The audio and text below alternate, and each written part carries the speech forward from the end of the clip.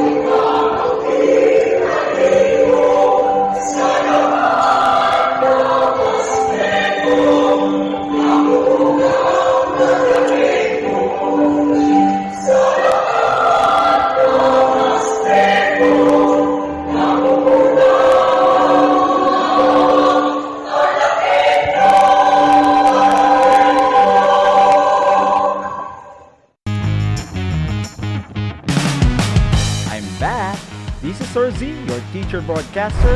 Magandang araw mga kapantas!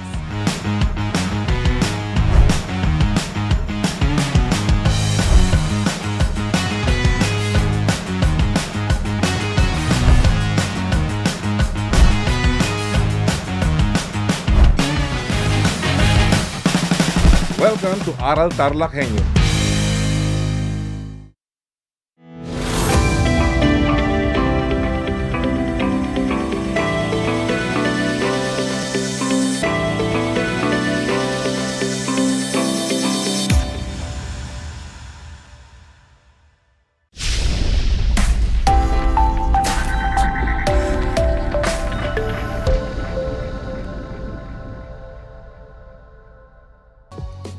Welcome sa ating Project Shine Aral TarlakHenyo ng Schools Division of Tarlac Province na kasalukuyang napapanood dito sa RTV Tarlac Channel 26.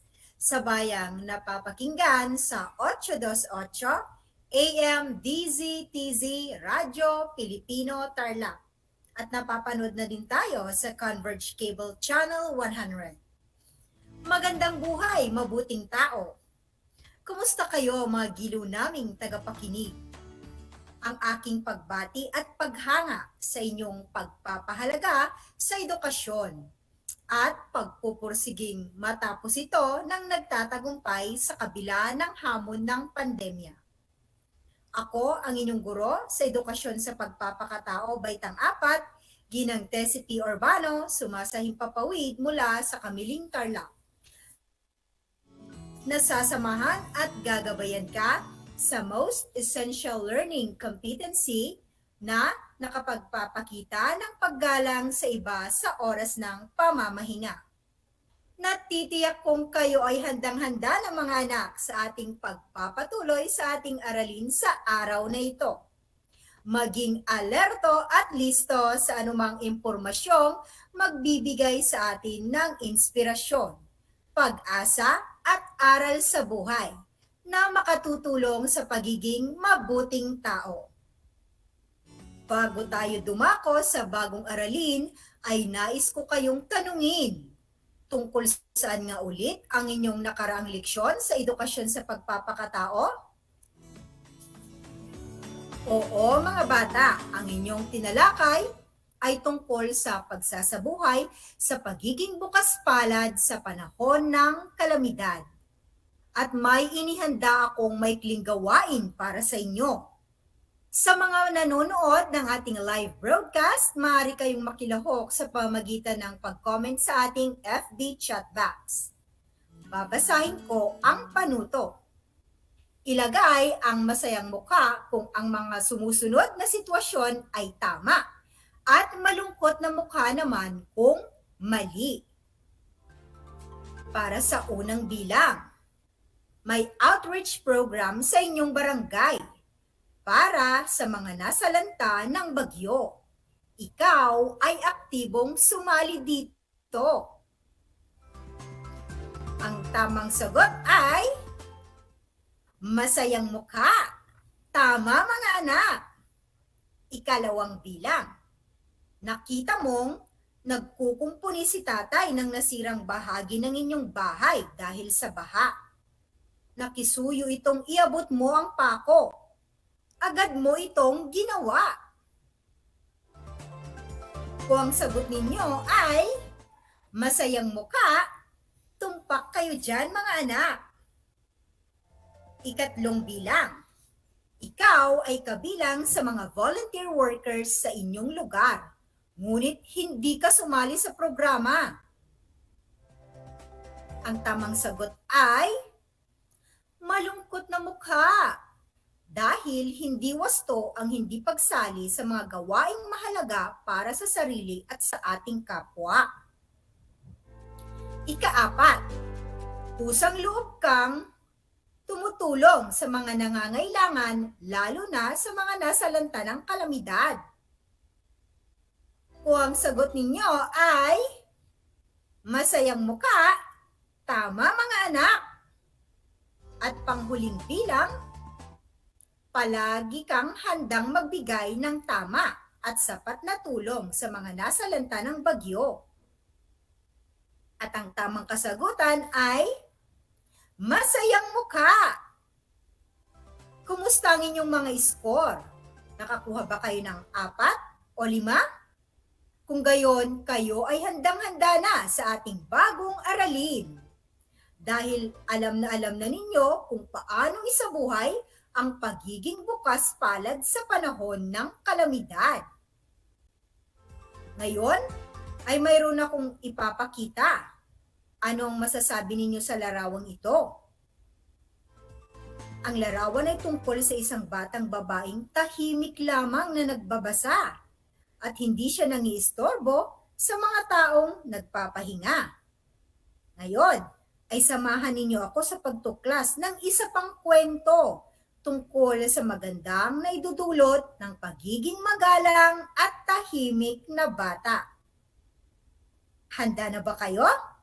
Kung handa na, simulan na natin. Ngayon ay babasahin ko ang isang kwento na may pamagat na Batang Magalang. Kwento ni Teresa Lee P. Urbano at guhit ni Maria Lydia Raita P. Urbano. Si Tia Celia ay isang guro sa mababang paaralan ng San Roque. Sa pag-uwi niya sa hapon, bitbit niya ang maraming aklat na babasahin.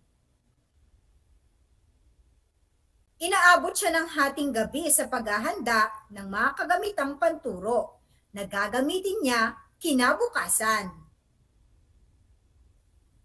Tuwing Sabado ng umaga, nakaugalian na ni Tia Celia na maglaba ng kanyang mga damit. Pagdating naman ng hapon, natutulog siya at nagpapahinga. Ngunit kakaiba ang araw na ito sapagkat hindi naglaba si Tia Celia. Maghapon siyang nakahiga at nagpapahinga sa silid tulugan dahil hindi mabuti ang kanyang pakiramdam. Nagkataon nung araw na iyon, bisita sa bahay ang aking mga pinsan. Lahat ay nagkakasiyahan. Mayroon pang tumatawa ng malakas at patakbo-takbo hanggang sa loob ng silid ni Tia Celia. Maaari ba ninyong hinaan ang inyong boses dahil nagpapahinga si Tia Celia sa kanyang silid? Iwasan din muna ninyong pumunta sa kanyang silid upang hindi siya maabala. Ang sabi ko sa kanila. Sige, Raul! Ang pasang-ayong sagot ng aking mga pinsan. Itinuloy namin ang masayang kwentuhan.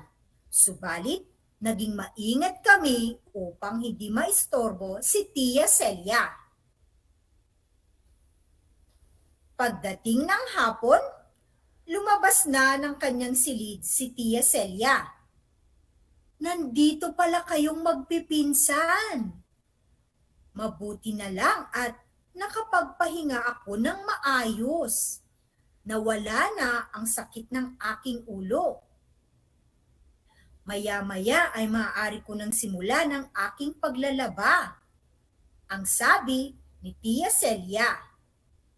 Ngumiti ako sa aking narinig. Mabuti na lang at hindi namin nagambala si Tia Celia sa kanyang pagpapahinga kanina.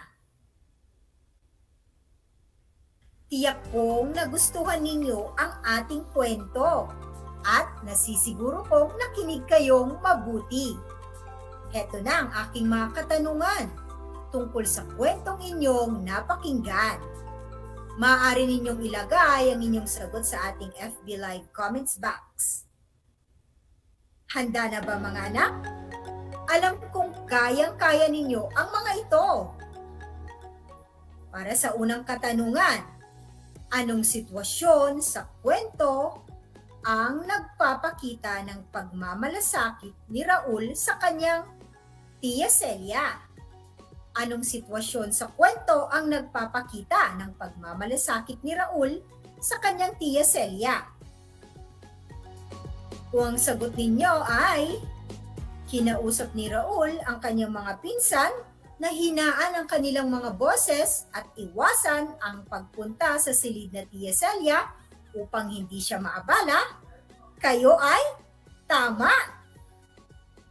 Pangalawang bilang, sang-ayon ba kayo sa ginawa ni Raul? Pangatwiranan, sang-ayon ba kayo sa ginawa ni Raul? Pangatwiranan.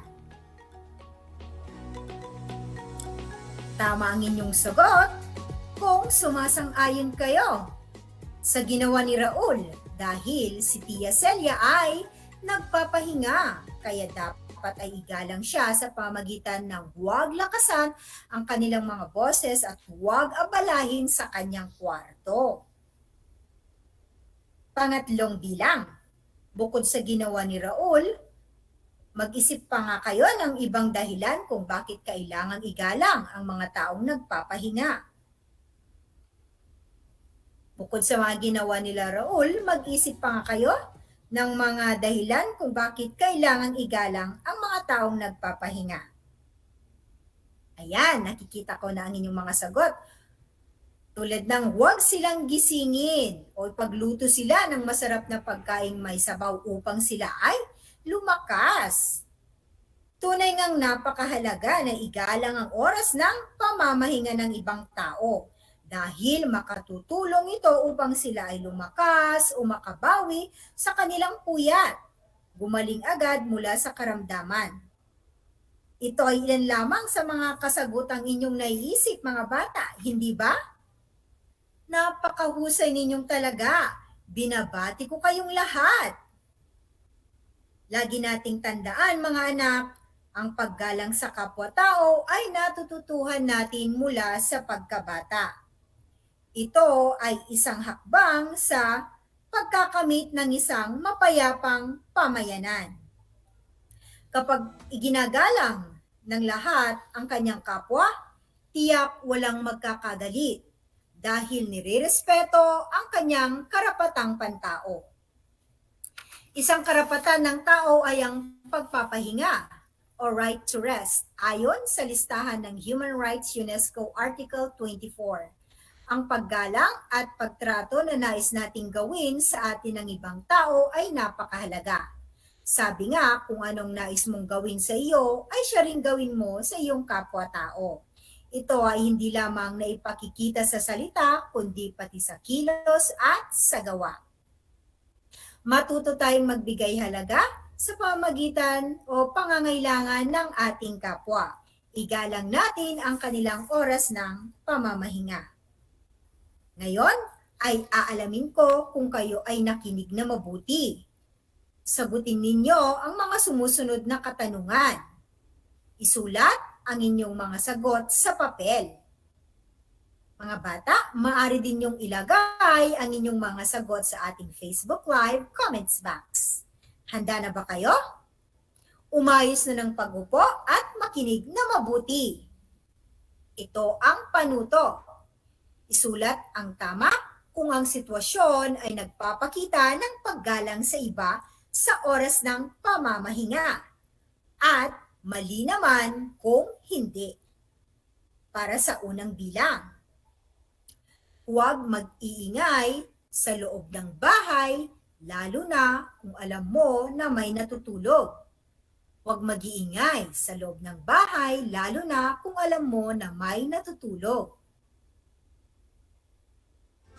Ang sagot ni Georgia sa ating Facebook Live chat ay tama! Magaling ang inyong kasagutan. Sa pangalawang bilang, maingat na isinara ni Andy ang pinto habang nagpapahinga ang kanyang kapatid. Maingat na isinara ni Andy ang pinto habang nagpapahinga ang kanyang kapatid. Ang tamang sagot ay tama. Ang galing naman ang sagot ni Natalie. Pangatlong bilang. Pinagpatuloy ni Lara at Sarah ang paglalaro at pag-iingay habang may nagpapahinga sa kanilang bahay. Pinagpatuloy ni Lara at Sarah ang paglalaro at pag-iingay habang may nagpapahinga sa kanilang bahay. At ang tamang sagot ay mali. Dahil hindi wasto ang pag-iingay at paglalaro habang may nagpapahinga. Pang-apat na bilang, pinagsabihan mo ang iyong mga kamag-aral at kaibigan na huwag maingay dahil natutulog ang nakababata mong kapatid. Pinagsabihan mo ang iyong mga kamag-aral at kaibigan na huwag maingay dahil natutulog ang nakababata mong kapatid. Ang tamang sagot ay tama. Panghuling bilang, inaaliw ni Bonnie ang mga may sakit nang hindi inaabala ang kanilang pamamahinga. Inaaliw ni Bonnie ang mga may sakit nang hindi inaabala ang kanilang pamamahinga. Ayon sa sagot mula sa ating FB Live, ang sagot ay tama. Magaling mga bata! Nasisiguro kong nakuha ninyong lahat ang mga sagot sa aking mga katanungan. Natutuwa ako dahil nasagot ninyo ng mahusay ang lahat ng aking mga tanong nang may tiwala sa inyong mga sarili. Dahil yan sa matyaga ninyong pakikinig. Maraming salamat sa inyong mga kasagutan, mga anak. Gayun din ang ibang sagot ng mga mag-aaral mula sa iba't ibang paaralan sa lalawigan ng ating mahal na Tarlac. Masaya ako na kayong lahat ay aktibong sumasali sa ating talakayan. Hangad kong ipagpatuloy ninyo ito sa lahat ng oras at pagkakataon. Mga anak, dapat lamang na magkaroon tayo ng mabubuting kaugalian sa pagpapakita ng paggalang sa iba sa kanilang oras ng pamamahinga. Ito ay tanda ng ating pagmamahal at paggalang sa ating kapwa. Mga anak, mahalagang tandaan ang mga sumusunod na mabuting kaugalian na nagpapakita ng paggalang sa iba sa kanilang oras ng pamamahinga. Una, huwag mag-iingay malapit sa taong nagpapahinga upang sila ay lubusang makatulog o makapagpahinga ng maayos. Iwasan ang pagdaan o pagpasok sa kanilang silid, pahingahan o tulugan upang hindi sila maabala. Bigyang galang ang kanilang oras pamamahinga upang sila ay lumakas at gumaling, lalo na kung sila ay mayroong dinaramdam na sakit. Pangalawa, ang paggalang sa ating kapwa ay susi sa pagkakaroon ng mapayapang tahanan o pamayanan. Ang paggalang sa kapwa ay napakahalaga dahil kapag marunong tayong gumalang, tiyak tayo rin ay igagalang. Ito ay magiging daan sa pagkakaunawaan at pagmamahalan ng bawat kasapi ng pamilya at pamayanan. Pangatlong bilang, ang paggalang ay naipakikita natin sa ating pananalita at sa pagsasagawa. Ang ating mga sinasabi ay dapat umaakma sa ating ginagawa sa pagpapakita ng paggalang sa ating kapwa. At pang-apat, matuto tayong magbigay halaga sa pangangailangan ng kapwa. Igalang natin ang kanilang oras ng pamamahinga. Isang talakayan na naman ang malapit ng matapos. Ako ay masayang-masaya sa ipinakita ninyong aktibong pakikibahagi sa ating aralin ngayong araw. Higit lalo sa inyong pagmamahal sa edukasyon. Ipagpatuloy ang kagandahang asal na ito, mga anak. Hakbang tungo sa katuparan ng inyong mga pangarap sa hinaharap. Sa puntong ito, panahon na upang alamin ko kung kayo ay may natutunan mula sa ating aralin sa pamamagitan ng munting pagsusulit. Sa lahat ng nanonood sa FB Live, gamitin ang FB chat box para sa inyong mga kasagutan. Ihanda naman ang lapis at papel sa lahat ng mga nanonood sa telebisyon at nakikinig sa radyo.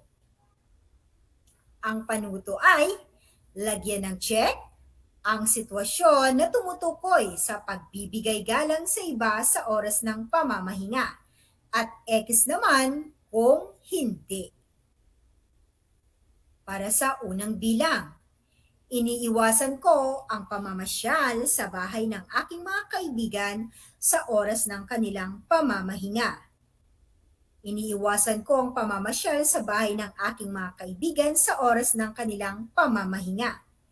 Check o X? Ang tamang sagot ay check. Mahusay mga anak. Pangalawang bilang, hinihintay ni Lani na matapos ang pagpapahinga ng kapatid bago magpatugtog ng paboritong maingay na musika. Hinihintay ni Lani na matapos ang pagpapahinga ng kapatid bago magpatugtog ng paboritong maingay na musika. At ang tamang sagot dito ay check. Tama ang sagot ni Hey sa ating FB Live chat box. Napakagaling naman ang mga sagot ninyo mga anak. Ako ay lubos na natutuwa. Pangatlong bilang. Tahimik at matyagang hinihintay ni B-Boy sa labas ng bahay ang kaibigan na nagpapahinga sa kwarto para makipag-usap. Tahimik at matyagang hinihintay ni B-Boy sa labas ng bahay ang kaibigan na nagpapahinga sa kwarto niya para makipag-usap. Ang tamang sagot sa sitwasyong ito ay check. Magaling ang inyong mga kasagutan.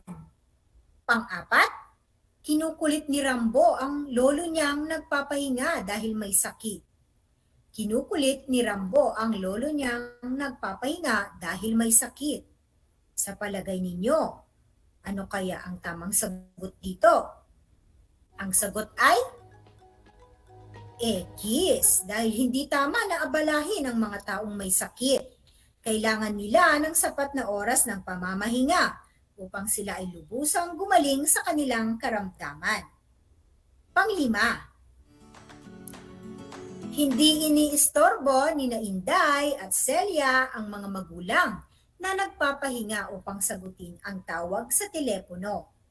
Hindi iniistorbo ni Inday at Celia ang mga magulang na nagpapahinga upang sagutin ang tawag sa telepono. Ang tamang sagot dito ay check. Ang gagaling ninyo mga anak. Tanggapin ninyo ang aking virtual na yakap at pagbati. Mga bata, ako ay naghanda ng mga gawain at refleksyon sa inyong learning activity sheets. Inaasahan ko na ito ay inyong sasagutan ng buong sigasig at ng sa abot ng inyong makakaya. Sakali man na kailanganin ninyo ang patnubay ng inyong kapamilya at guro, huwag kayong mag-atubiling sila ay tawagan upang kayo ay magabayan ng tama. Tandaan ang ating napag-aralan tungkol sa kahalagahan ng paggalang sa iba sa oras ng kanilang pamamahinga. Panalangin ko na anumang konsepto, higit lalo ang mga aral sa buhay na inyong natutuhan sa araw na ito ay inyong maisabuhay sa araw-araw.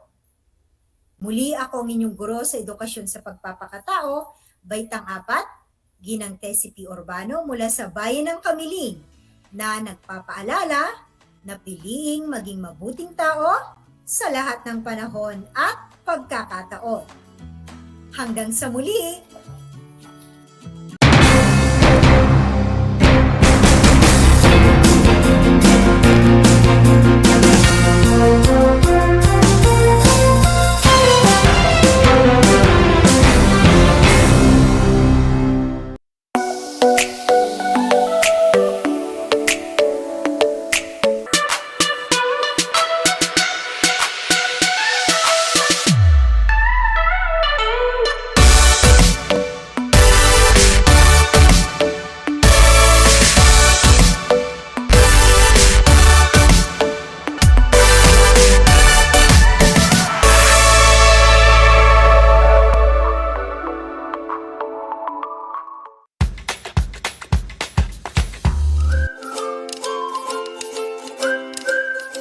Alam niyo ba na ang jeep ay ang pinakasikat na uri ng transportasyon sa Pilipinas?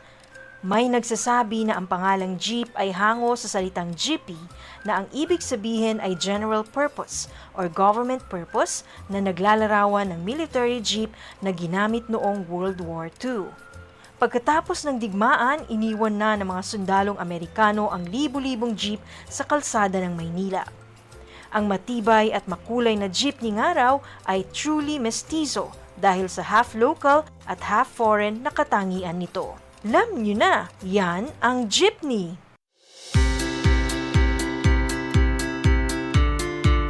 Upang matugunan ang mga kinakaharap na pagsubok ng mga guro at mag-aaral sa gitna ng kasalukuyang pandemya, nagsanib tulong sina Congressman Charlie Cojuangco ng unang distrito ng Tarlac, DEPED Region 3 Regional Director Dr. May B. Eclar at Tarlac Schools Division Superintendent Dr. Ronaldo Pozon para sa isang napapanahong proyekto na tinaguriang Project Shine, Aral TarlakHenyo.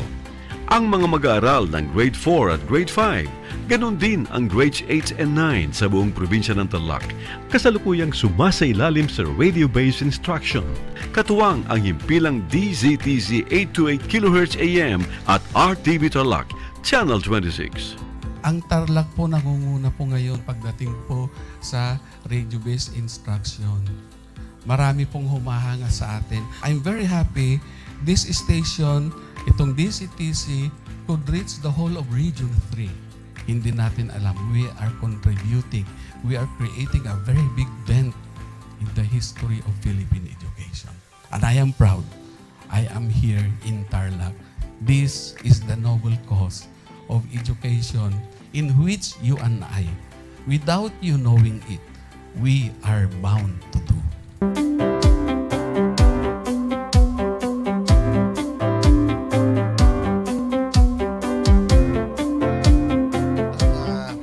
Project natin na Project Shine is a natural consequence dahil sa nangyari sa buong mundo. Let's continue to work together. I think it's very Filipino to practice bayanihan in anything or most of the things that we do. And this is a manifestation of that. No? We have private sector, we have DEPED, we have local government, all working together. And I hope the parents of some of these children, especially the parents that did not graduate from school or hindi nakapag-aral nung sila ay bata, sana naman gamitin na nila itong opportunity na mag-schooling na rin sila kasama ng mga anak nila para mag-bonding pati ang mga magulang sa mga bata. I look at this as doing God's work. Diba? So if you do God's work, it feels right. It's righteous. It's for good, not for evil. Good morning and happy learning, grade 4. Welcome to Aral TarlakHenyo here on RTV Tarlac, Channel 26. Simulcast over DZTZ 828, Radio Filipino Tarlac. I am Teacher Mercy Pacheco Bognot. This is Alistair Aidatu. I am Marie Josephine B. Andrade. I am Teacher Princess Marie M. Dueñas, and I will be your teacher broadcaster for today.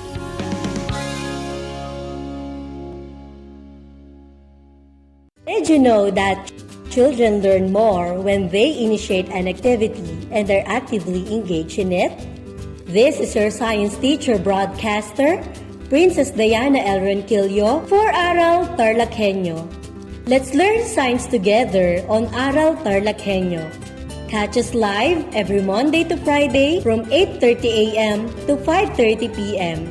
Watch Aral TarlakHenyo on RTV Tarlac, Channel 26, simulcast over Radio Filipino, DZTC 828 kHz, and streamed live on FB page and YouTube channel of RTV Tarlac, Channel 26.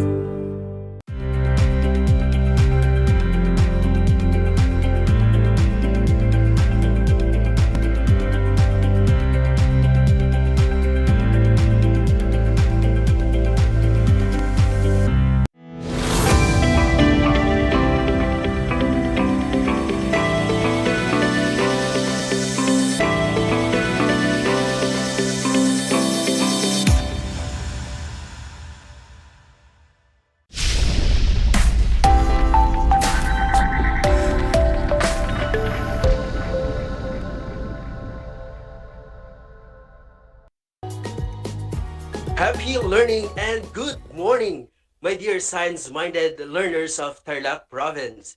Time check, it's already 9 a.m. in the morning. Time for us to discover our lesson in Science 4. So come on and join me as we continue to explore the amazing world of science. Now we are live via Facebook page through Aral TarlakHenyo, YouTube channel, RTV Tarlac channel 26, Converge TV cable channel 100, and simulcast over DZTZ Radyo Pilipino Tarlac 828 AM radio.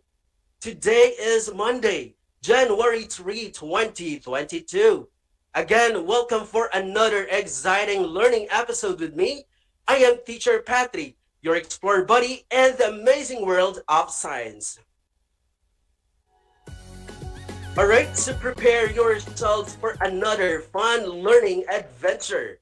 We're now on the 6th week of your module entitled Ecological Interactions with our lessons, The Effect of the Environment on the Life Cycle of Organisms. Again, Ecological Interactions with our lesson, The Effect of the Environment on the Life Cycle of Organisms.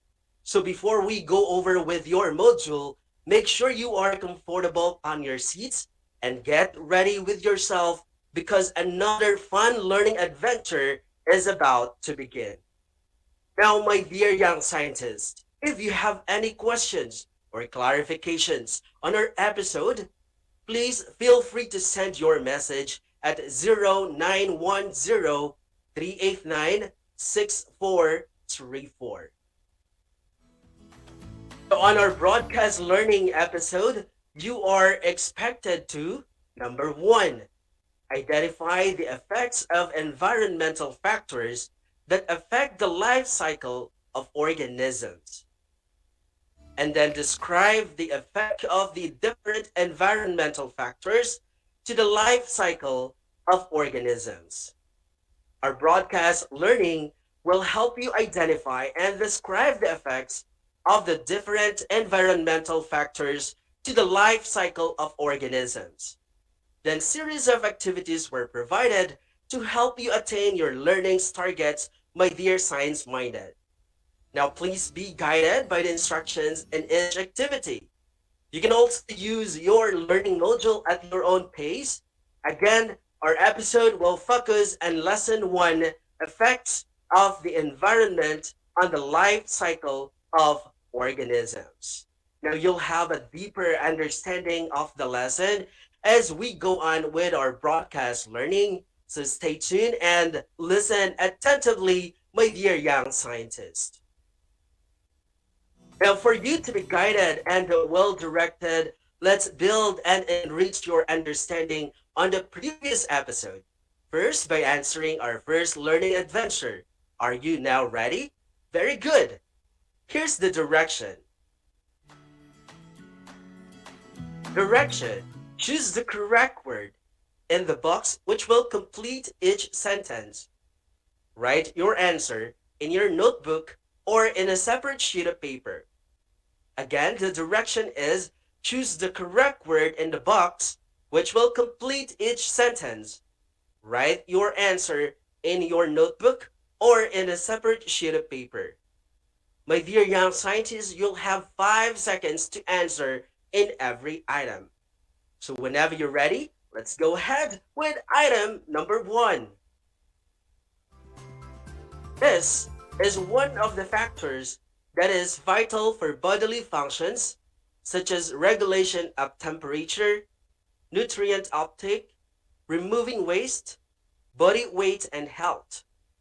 Again, this is one of the factors that is vital for bodily functions, such as regulation of temperature, nutrient uptake, removing waste, body, and health. Now, the choices are the following. So we have food, shelter, water, and space. Now get your pen and a paper, my dear science-minded learners, and write the correct answer. Timer starts now.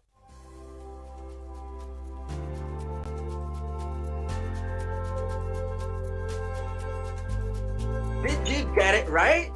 Very good! The answer is water. This is one of the factors that is vital for bodily functions such as regulation of temperature, nutrient uptake, removing waste, body weight, and health. So let's go ahead with item number 2. Are you ready?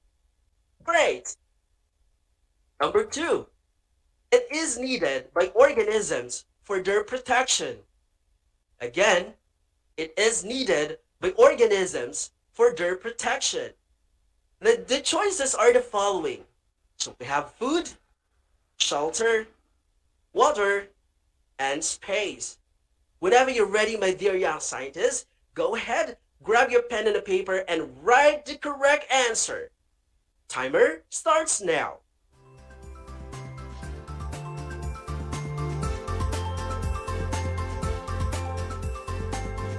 Excellent! Your answer is correct. It is shelter because it is needed by organisms for their protection. So your answer is absolutely correct. Now moving on to our next item. Number 3. These are substances that provide energy to do activities, energy for all functions of the body such as breathing, digestions, and repair of the body. Again, these are substances that provide energy to do activities, energy for all functions of the body, such as breathing, digestions, and repair of the body. You have the answer already? Well, these are the choices. We have food, shelter, water, and space. My dear young scientists, go ahead and write the correct answer. And your timer starts now.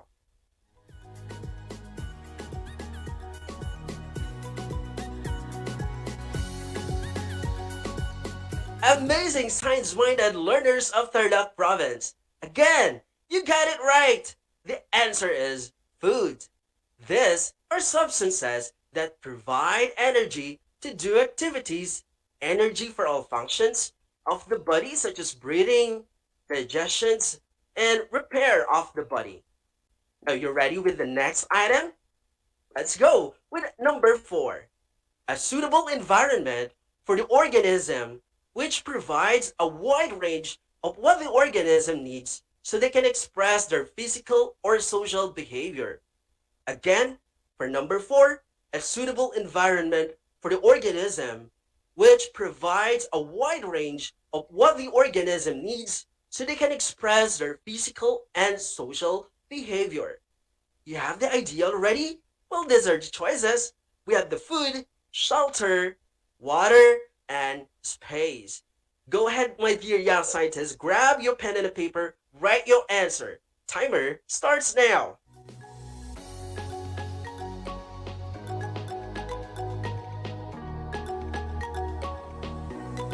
Wow, bravo, my dear young scientist.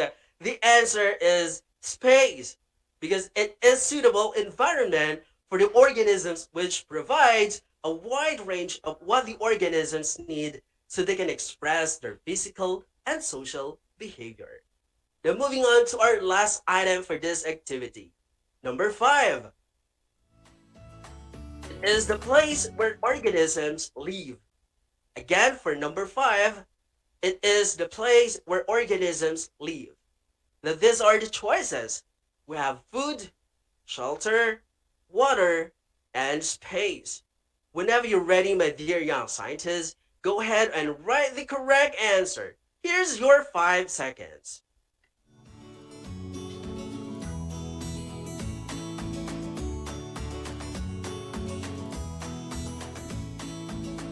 You are absolutely correct.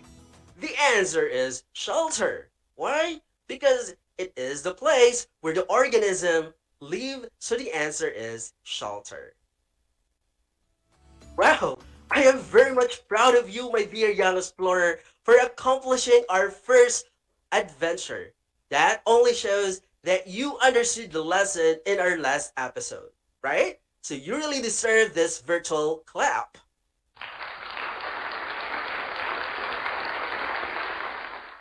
But for those who didn't get a perfect score, well, that's perfectly fine because you will have a deeper understanding as we go on with our broadcast learning.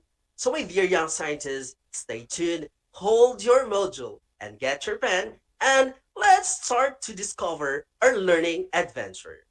So, to start with, let's try to understand the following guide questions found on your module. Now, let me read to you the guide question number 1. What is the role of our environment to all living organisms? Again, what is the role of our environment to all living organisms?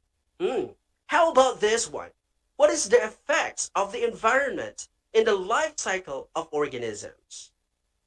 Well, we will try to answer those questions and you will deepen your understanding as we continue our broadcast learning science-minded learners.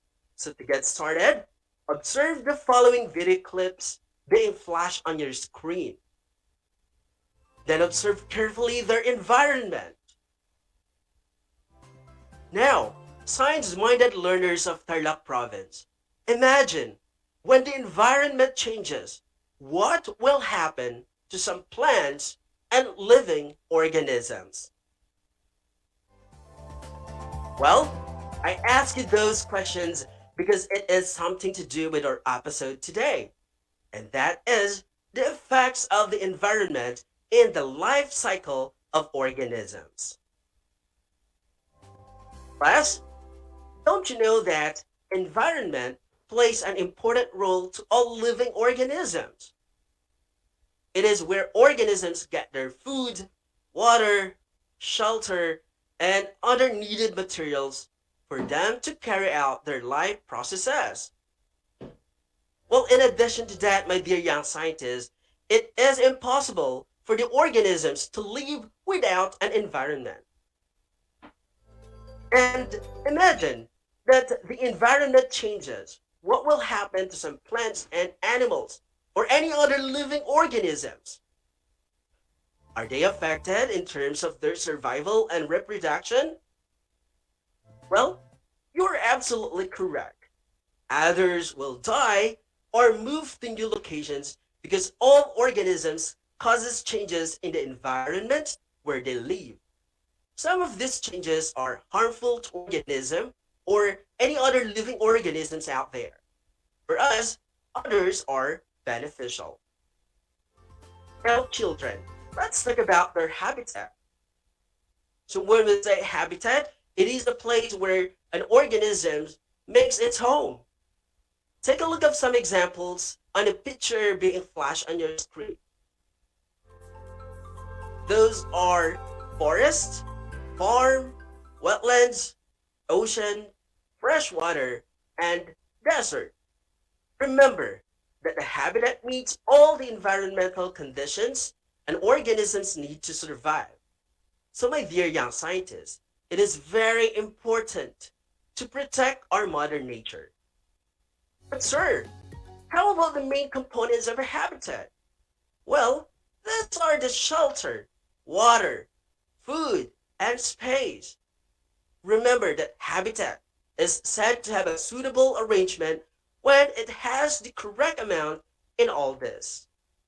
Again, my dear young scientists, the main components of habitat are the following: shelter, water, food, and space. So that means those are the environmental factors affecting the life cycle of organisms.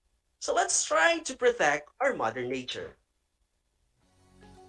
Now let's have a better understanding on environmental factors affecting the life cycle of organisms.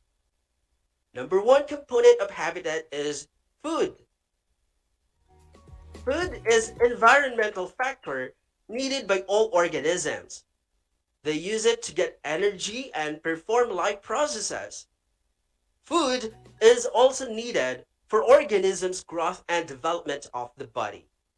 So take note, that is one of the main components of a habitat, and that is food. Then another component, we have water. Living organisms need water to survive. Other organisms require water to break down food molecules or generate energy during the respiration process. In addition to that, water also helps many organisms regulate metabolism and dissolves compounds going into or out of the body. The next is shelter. An organism's shelter protects it from other animals and extreme weather. In fact, shelter also provides space for eating, sleeping, hunting, and raising a family. That's amazing, right? Now, moreover, shelters come in many forms. Let's say a single tree, for example, can provide sheltered habitats for many different organisms or living organisms in the forest. Now, lastly, to complete the component of a habitat, we have space. Organisms need a living space or enough area for them to obtain resources like food, water, and oxygen. It is also an area where they can express their physical and social behaviors. Now, to summarize our learning, take note that environment plays an important role to all living organisms.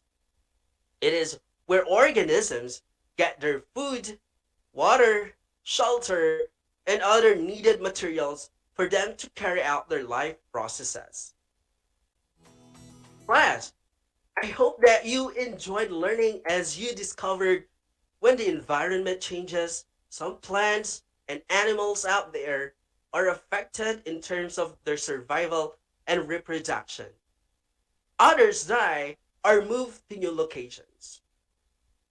Now, to test your understanding, let's have our next learning adventure by answering our next activity. The direction is choose the letter of the correct answer. Write your answers in your notebook or on a separate sheet of paper. Again, the direction is choose the letter of the correct answer and then write your answer in a separate sheet of paper or in your science notebook. Let's have item number 1. It is something that provides nutrients to an organism's body. Again, it is something that provides nutrients to an organism's body. Now, the choices are the following. A, food. B, space. C, shelter. Or D, water. Whenever you're ready, my dear young scientists, go ahead and write the correct answer. Your 5-second timer starts now.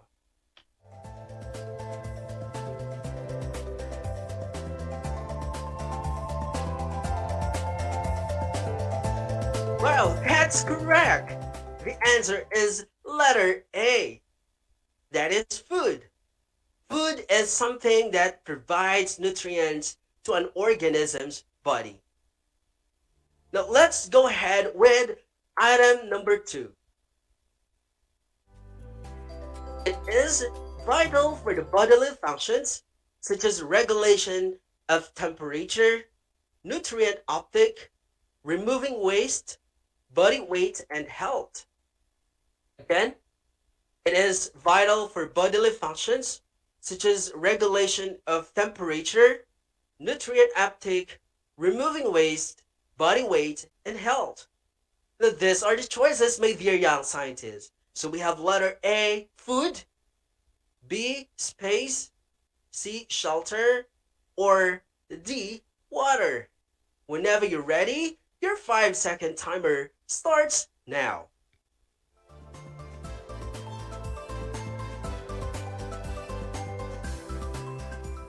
Wow, that's correct. The answer is letter D.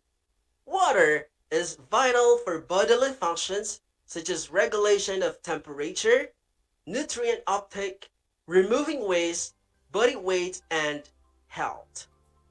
Now let's have item number 3. And the question is, what do you call the suitable environment for the organism that provide a wide range for their needs? Again, the question is, what do you call the suitable environment for organisms that provide a wide range for their needs? These are the choices, my dear young scientists. So we have letter A, and that is food, B, space, or C, shelter, D, water. Whenever you're ready, go ahead, type your answer in our Facebook Live, or you may write your answer on your learning activity sheet. Your 5-second timer starts now.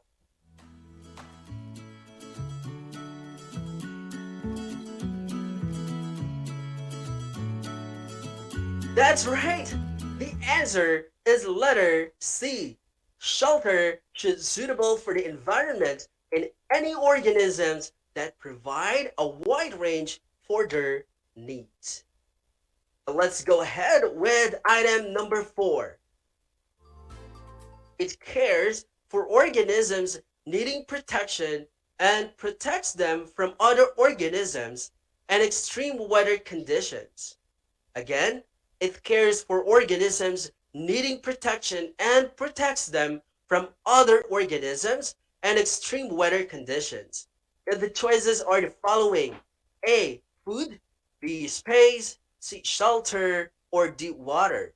Whenever you're ready, my dear young scientists, go ahead, type your answer on our comment section, or you may write your answer in your learning activity sheets. Your 5-second timer starts now.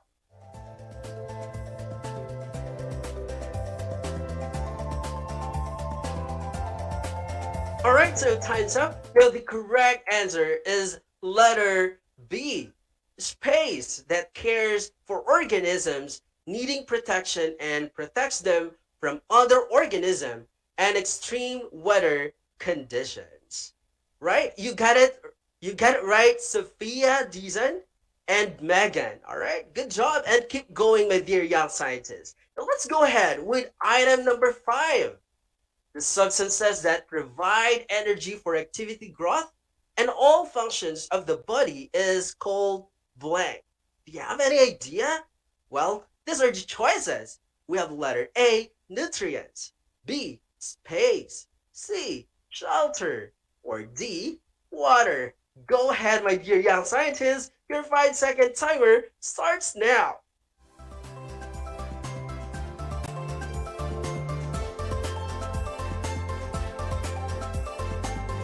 Alright, so time's up, and the answer is letter A. Nutrients are substances that provide energy for activity growth and all functions of the body.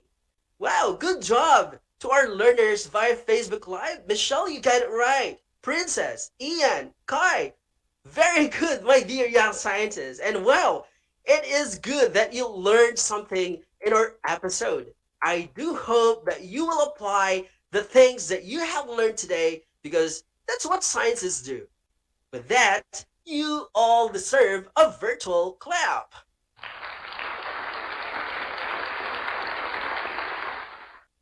Again, let me congratulate you for your very active participation. And I know you fully understood the lesson, right? Okay, so that concludes our broadcast learning episode in Science Minded.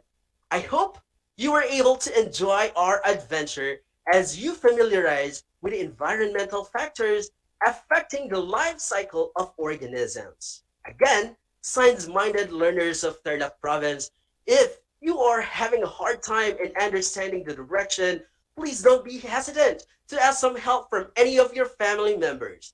Again, get your module, pen and a paper, and don't forget to write your name, grade, and section, and please indicate the date for today. Until our next broadcast episode, so stay tuned to learn more here on RTV Tarlac Channel 26 for another fun learning experience in Science 4, the amazing world of exploration, discovery, invention, and technology. Remember, my dear science-minded learners, that our Almighty God is always with us and nothing to stop us in learning. Once again, airing live from the municipality of Henyo, province of Tarlac.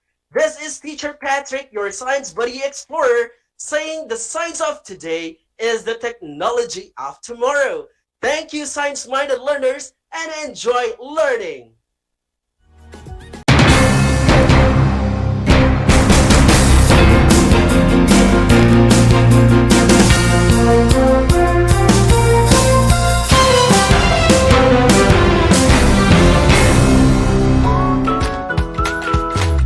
Good morning, grade 5 learners.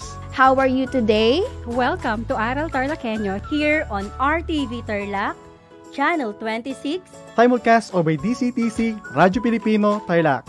I am Sir Joshua Evaristo, your teacher broadcaster, aiming to give you another fun-filled learning experience, serving you with the different skills learn and have fun together.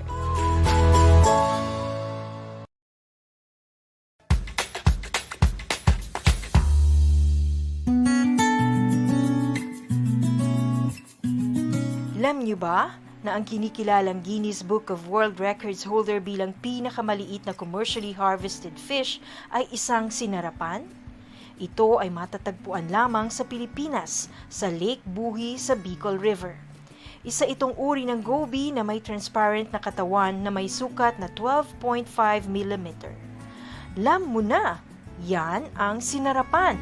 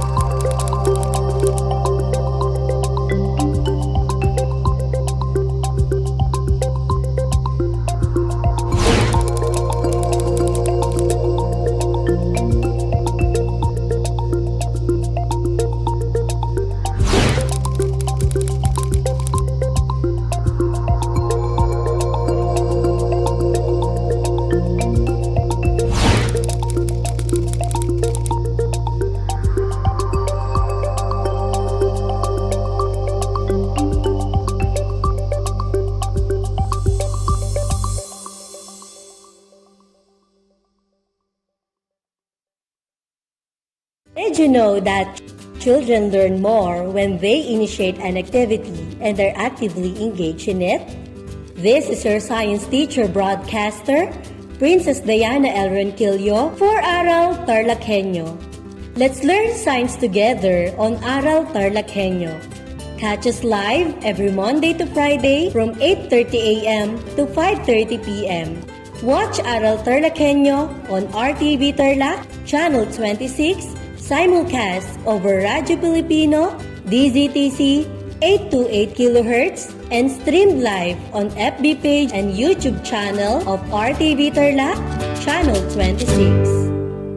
Multiply 1089 by 9, you will get an answer, the exact reverse, which is 9,801.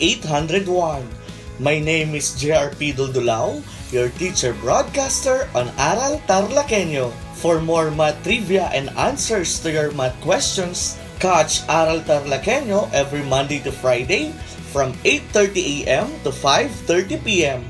Learning math is so much fun!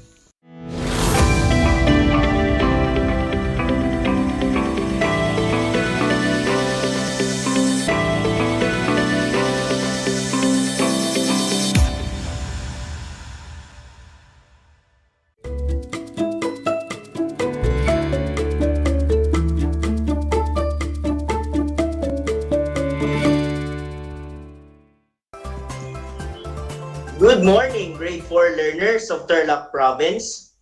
Welcome to Aral TarlakHenyo here on RTV Tarlac, Channel 26. Simulcast over DZTC 828 Radyo Pilipino Tarlac. We're also seen live via Converge Cable TV, Channel 100. Welcome to another journey of learning. This is Sir Ricardo D. Fermin Jr. giving you this remote live broadcast all the way from Manao, Tarlac. And it is my pleasure to be with you in this exciting learning adventure in Mathematics 4. Get ready to an exciting way of learning even at the comfort of your homes. How are you today, grade 4 learners? I hope everyone is doing great. As we begin our lesson, make sure that you are seated comfortably so you could listen to me attentively. Make yourself geared with your learning activity sheets or self-learning modules, pen, and paper. I repeat, you need to have with you your learning activity sheets or self-learning modules, pen, and paper. If you have questions or clarifications regarding our today's lesson, don't hesitate to drop your message to our comment section if you're watching our Facebook Live. Are you now ready, grade 4 learners? Great! Brace yourselves as we're about to begin a fun-filled and exciting adventure in learning how to visualize subtraction of a fraction from a whole number. At the end of the lesson, you're expected to visualize subtraction of a fraction from a whole number, subtract fraction from a whole number, and solve word problems involving visualizing subtraction of a fraction from a whole number. But before we proceed, let me just give you a glimpse of your previous lesson. Let us recall our previous lesson on fractions. Identify and put a check on the fractions that are equal to 1. Are you ready? Fantastic! I'm giving you 10 seconds to answer.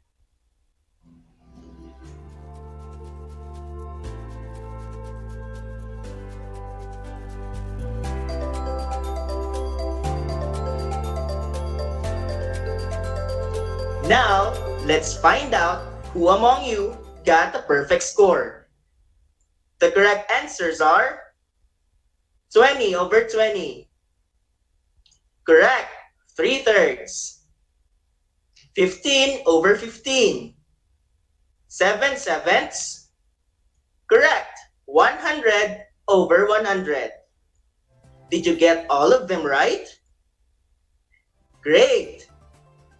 Always remember that fractions with the same numerators and denominators are equal to 1 whole, and these are called improper fractions. Let's take a look at this word problem and let's try to answer the questions that follow. Mommy Rhea bought 1 whole chocolate cake for the birthday celebration of her son, Rome. It is one of Rome's favorite foods. When Rome's sister saw the cake, she ate 1/4 of it. What part was left for Rome? I repeat, Mommy Rhea bought 1 whole chocolate cake for the birthday celebration of her son, Rome. It is one of Rome's favorite foods. When Rome's sister saw the cake, she ate 1/4 of it. What part was left for Rome? Here are the questions. Let's start with the first one. Who bought 1 whole chocolate cake? You're right. Mommy Rhea bought the chocolate cake. To whom will the cake be given? Correct. The cake will be given to Rome. What was the occasion? Yes, it was a birthday celebration. Who ate a part of the cake? Correct. Rome's sister ate a part of the cake. What part of the cake was eaten? You got it right. 1/4 of it was eaten. And the next question is something that you can ponder on. If you were Rome, will you be angry with your sister? Why or why not? Our next question is, how would you know the part of the cake left for Rome? Yes, you have to remove or subtract the part that was eaten from the whole chocolate cake. Now, how would you subtract a fraction from a whole number? First thing to do is to change the whole number into an improper fraction. Are you ready to learn how to do it? Fantastic!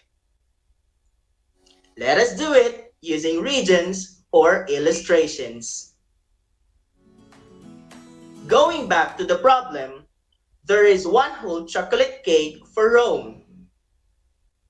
His sister ate 1/4 of it, so we have to subtract 1/4 from one whole. 1 is the numerator, and 4 is the denominator. The denominator of the fraction tells us how many parts a whole is divided into. Since the denominator of the fraction is 4, then we will divide the cake into 4 equal parts. The cake is now divided into 4 equal parts. So 1 whole changed to fraction is 4/4. In the previous lessons, we have learned that an improper fraction whose numerator and denominator are the same is equal to 1. So 4/4 is equal to 1. The shaded part of the circle, which represents what Rome's sister ate, is 1/4, or 1 of the 4 equal parts. What part was left for Rome then? Based on the illustration, after subtracting 1 part of the cake, what was left for Rome was 3 out of the 4 parts, or simply 3/4. Using the fractions, the number sentence would be 4/4 minus 1/4 is equal to n. The next step is to subtract the numerators and just copy the denominator. Subtract 1 from 4, then copy the denominator 4. Therefore, 3/4 of the cake was left for Rome. We are able to get the part of the cake left for Rome through illustration and subtracting 3/4 from 1 whole. Did you understand the process? Yes? Good job! Let's now try visualizing and subtracting fraction from a whole number using number lines. We have here a number line labeled from 0 to 4/4. It represents the whole cake, which is equal to 4/4. 1/4 of the cake was eaten by Rome's sister. Based on the number line, what part of the cake was left? You got it right. 3/4 of the cake was left. Using the fractions on the number line, the number sentence would be 4/4 minus 1/4 is equal to n. Subtract 1 from 4, then copy the denominator 4. Therefore, 3/4 of the cake was left for Rome. Did you follow the process correctly? Very good.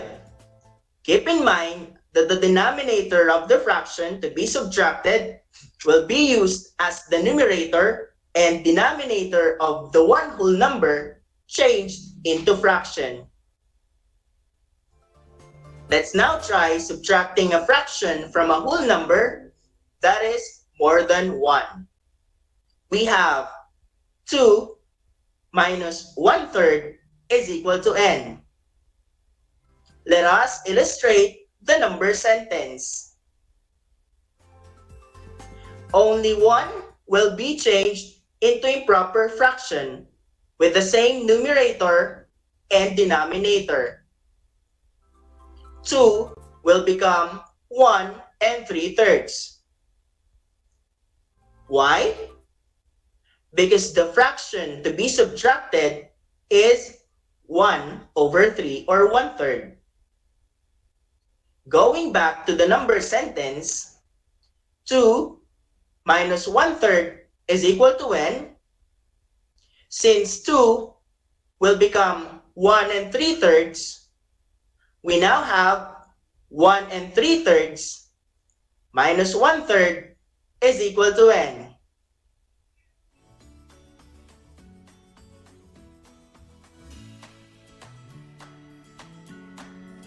The next step is to copy the whole number, subtract the numerators, and just copy the denominator. Subtract 1 from 3, then copy the denominator 3. Therefore, 1 2/3 is the answer. Did you understand the process? Great job! This time, we will solve a word problem. Let's take a look at this one. Theodore decided to bake his own bread. He bought 2 kilos of bread flour. He only used 1/5 kilo of the flour for the trial.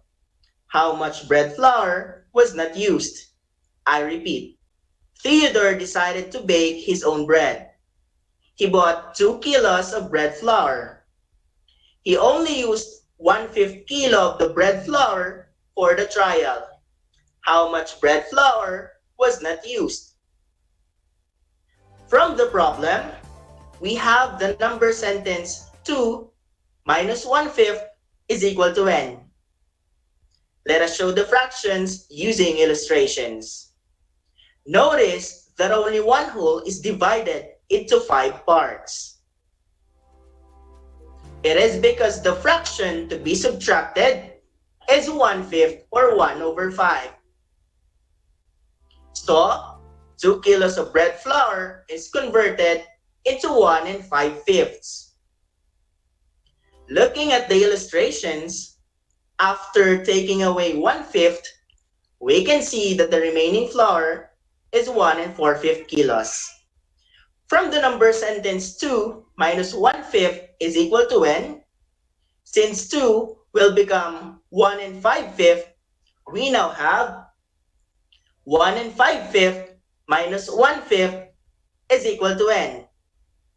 Copy the whole number, subtract the numerators, and just copy the denominator. Subtract 1 from 5, then copy the denominator 5. And the answer is correct.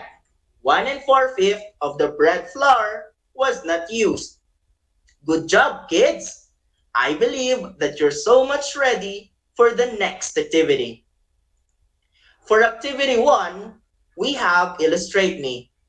Solve the equation using illustrations.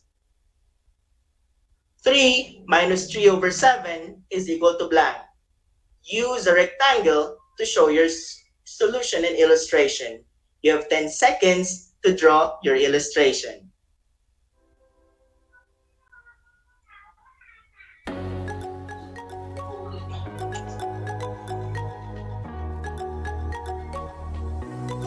Are you now ready to check your answers? Great! You should have drawn 3 rectangles. Only one whole will be divided into 7 equal parts. 3 will then become 2 and 7 over 7.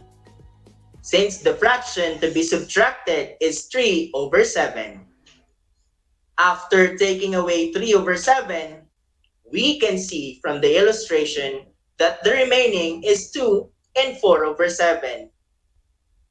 Let's check the answer by subtracting 3 over 7 from 3.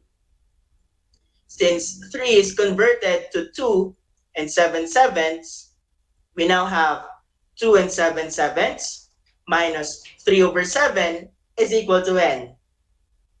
Copy the whole number, subtract the numerators, and just copy the denominator. And the answer would be, you got it right. It is 2 and 4 over 7. Congratulations, grade 4 learners. You did a great job. Let's take a look at the next activity. Are you ready? Great. For activity 2 entitled Change Me, you have to change the whole number into a fraction and solve for the correct answer. Express your answer in lowest term. 5 minus 1/5 is equal to n. I'm giving you 10 seconds to show your solution.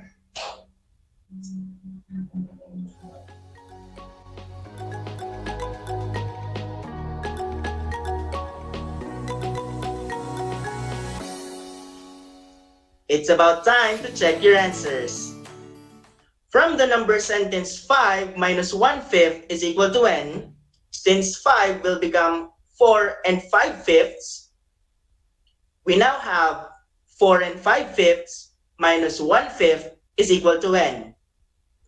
The next step is to copy the whole number, subtract the numerators, and just copy the denominator. Subtract 1 from 5, then copy the denominator 5. And the answer is correct. It's 4 and 4/5. Good job, kids! And for the third activity, we have what we call draw and solve. Read the word problem, show the illustration, and then solve. Let me read to you the problem. Twin brothers, Ross and Rove, prepared 3 rectangular plots in their garden. They planted kangkong in 6/10 of one plot, and the rest were planted with peanuts. What part of the plot was planted with peanuts? I repeat. Twin brothers, Ross and Rove, prepared 3 rectangular plots in their garden. They planted kangkong in 6/10 of one plot, and the rest were planted with peanuts. What part of the plot was planted with peanuts? You have 15 seconds to draw your illustration and solve the problem.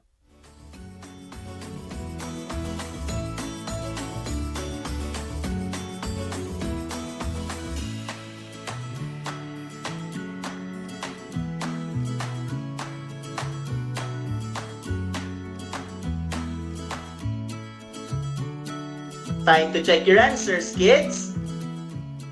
You should have drawn 3 rectangles. Only one whole will be divided into 10 equal parts. 3 will then become 2 and 10 over 10. Since the fraction to be subtracted is 6 over 10, after taking away 6 over 10, we can see from the illustrations that the remaining is 2 and 4 over 10. Let's solve this by subtracting 6 over 10 from 3. Since 3 is converted to 2 and 10 over 10, we now have 2 and 10 over 10 minus 6 over 10 is equal to n. Copy the whole number, subtract the numerators, and just copy the denominator. And the answer is, you got it right. It is 2 and 4 over 10. My question would be, is that our final answer? Correct. That is not the final answer. Why? Because it can still be simplified. Do you still remember the steps in simplifying fractions? Let me show you the process very quick. A fraction can be simplified if the numerator and the denominator still have common factors except for one. Let's take 2 and 4/10 as an example. Set aside the whole number 2, which will now give us 4/10. First thing to do is to think and list down the factors of the numerator and the denominator. In this case, 2 and 2 are the factors of 4, and 2 and 5 are the factors of 10. Next is to find the greatest common factor of the numerator and the denominator. We have 2 as the greatest common factor. The last step is to divide the numerator and the denominator by the greatest common factor 2. 4 divided by 2 and 10 divided by 2. And it's going to give us the simplest form of 4/10. 4/10 can therefore be simplified to 2/5 or 2/5. So, our final answer is correct. 2 and 2/5. Therefore, 2 and 2/5 of the plot was planted with peanuts. Good job! Job well done, grade 4 learners! And for your post-listening and viewing activities, which means activities to be done after this broadcast, you may answer the remaining activities on your learning activity sheets or self-learning modules. Today, you have learned about how to visualize subtraction of a fraction from a whole number using regions or illustrations and number lines. You also have learned subtracting a fraction from a whole number. And here are the steps that you need to remember. In subtracting a fraction from a whole number, you need to change the whole number into fraction depending on the denominator of the fraction to be subtracted. Next one is to subtract the numerators and copy the denominator. And ultimately, express your answer in its lowest term. There you have it, grade 4 learners. I hope you learned a lot today. Before I end, take this saying from Dr. Seuss. The more that you read, the more things you will know. The more that you learn, the more places you'll go. Once again, you are tuned in to Aral TarlakHenyo here on RTV Tarlac, Channel 26. Simulcast over DZTC 828 Radyo Pilipino Tarlac. This is Sir Ricardo D. Fermin Jr. broadcasting live here at the Tarlac. Don't just have a good day, but have a great day instead. Thank you and stay safe.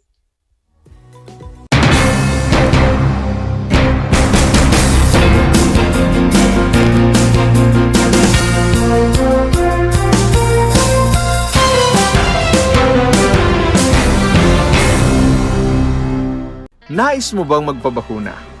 Alam mo bang may mga tinatawag na priority eligible groups? Sa bawat priority group, may mga sektor na nakahanay. Kung ikaw ay kabilang dito, wag nang magdalawang isip pa. Halina't magpabakuna na. Simula Hunyo, sisimula na ang pag-roll out ng mga bakuna sa A5 group o ang mga nabibilang sa indigent population. Ito ay ang mga kabilang sa mahihirap na populasyon base sa listahan ng National Household Targeting System for Poverty Reduction o NHTSPR o iba pang verification mechanisms ng local government units. Kaya kung ikaw ay nabibilang sa grupo na ito, tumawag o makipag-ugnayan sa inyong LGU upang malaman ang mga detalye tungkol sa inyong vaccination program katulad ng petsa, oras at lugar kung saan ka magpapabakuna.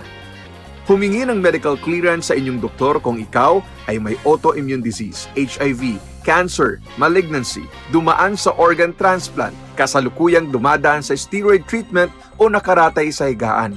Huwag kalimutan ang iyong proof of eligibility o mga dokumentong nagpapatunay na ikaw ay kasama sa priority group na ito.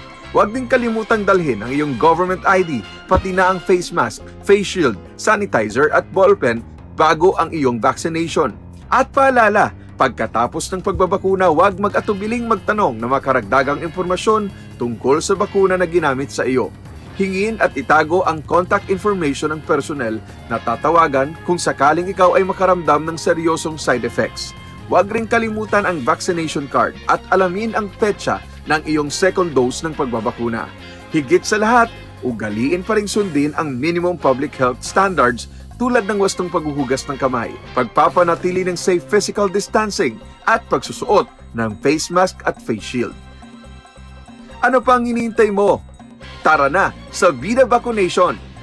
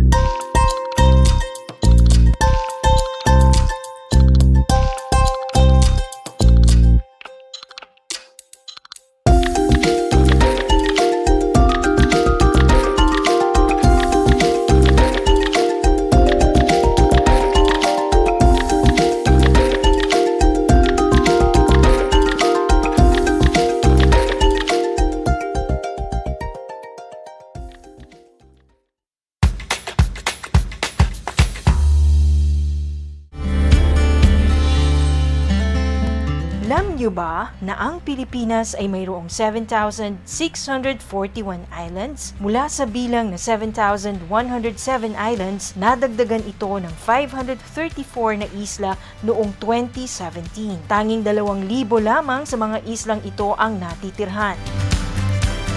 Alam niyo na! Yan ang mga isla sa Pilipinas. Good morning, grade 5 learners. How are you today? Welcome to Aral TarlakHenyo here on RTV Tarlac, Channel 26. Simulcast over DCTC, Radyo Pilipino, Tarlac.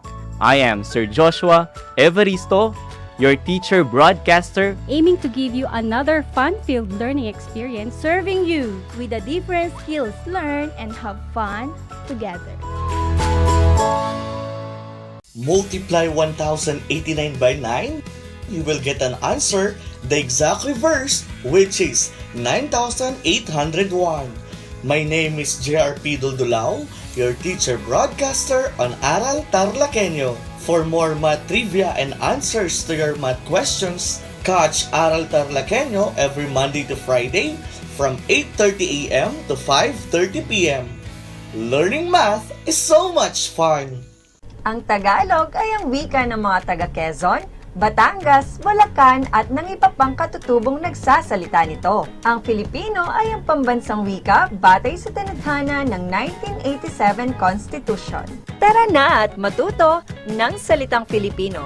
Manood at makinig ng Aral TarlakHenyo sa RTV Tarlac, Channel 26 at sa bayang naririnig sa Radyo Pilipino, DZTZ 828 at napapanood din live sa FB page at YouTube channel ng RTV Tarlac, Channel 26. Manood at matuto ng ating mga aralin sa Filipino. Dito lang yan sa Aral TarlakHenyo. Ako si Ma'am Crystal May Aquino, ang inyong teacher broadcaster sa Filipino.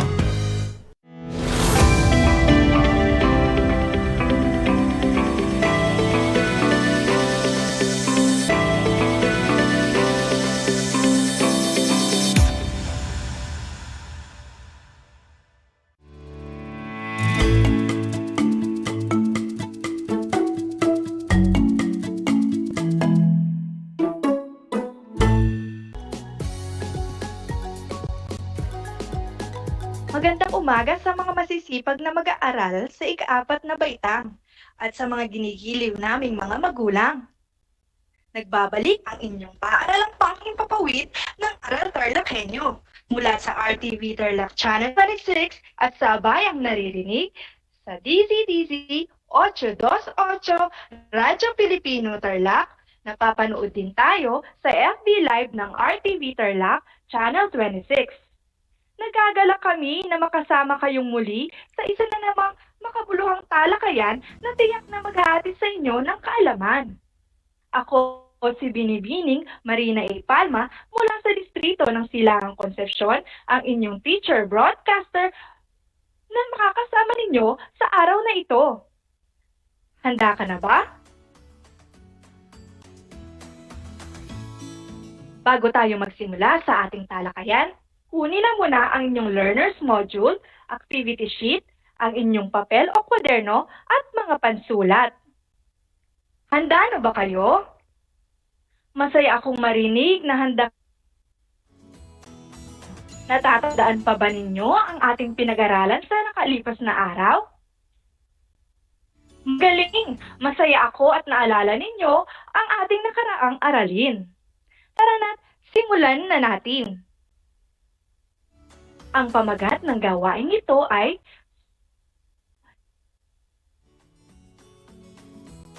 ang panuto sa inyong gawain.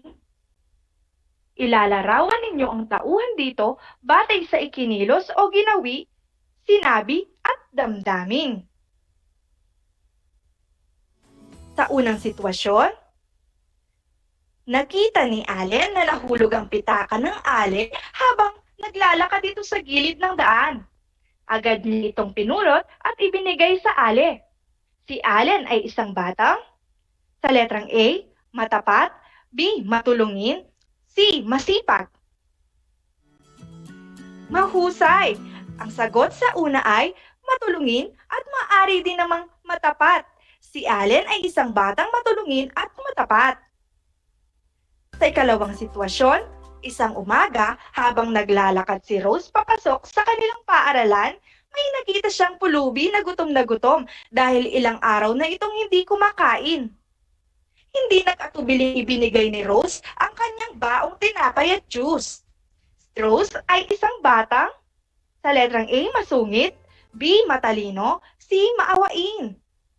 Magaling! Ang tamang sagot ay maawain. Si Rose ay isang batang maawain.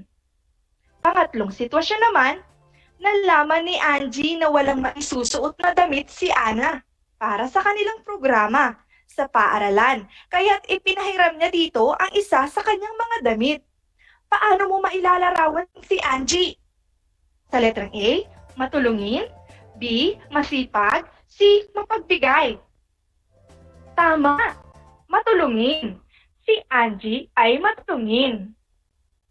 Pang-apat na sitwasyon naman, may inuwing pagkain si Tay. Sinabihan niya si Dan na hatian nito ang nakababatang kapatid. Ngunit hindi ito sinunod ni Dan. Sa halip ay inubos niyang lahat ng pagkain. Si Dan ay, sa letrang A, tamad, B, makasarili, C, palaaway. Magaling! Sa sitwasyong ito, nilararawan si Dan ay makasarili.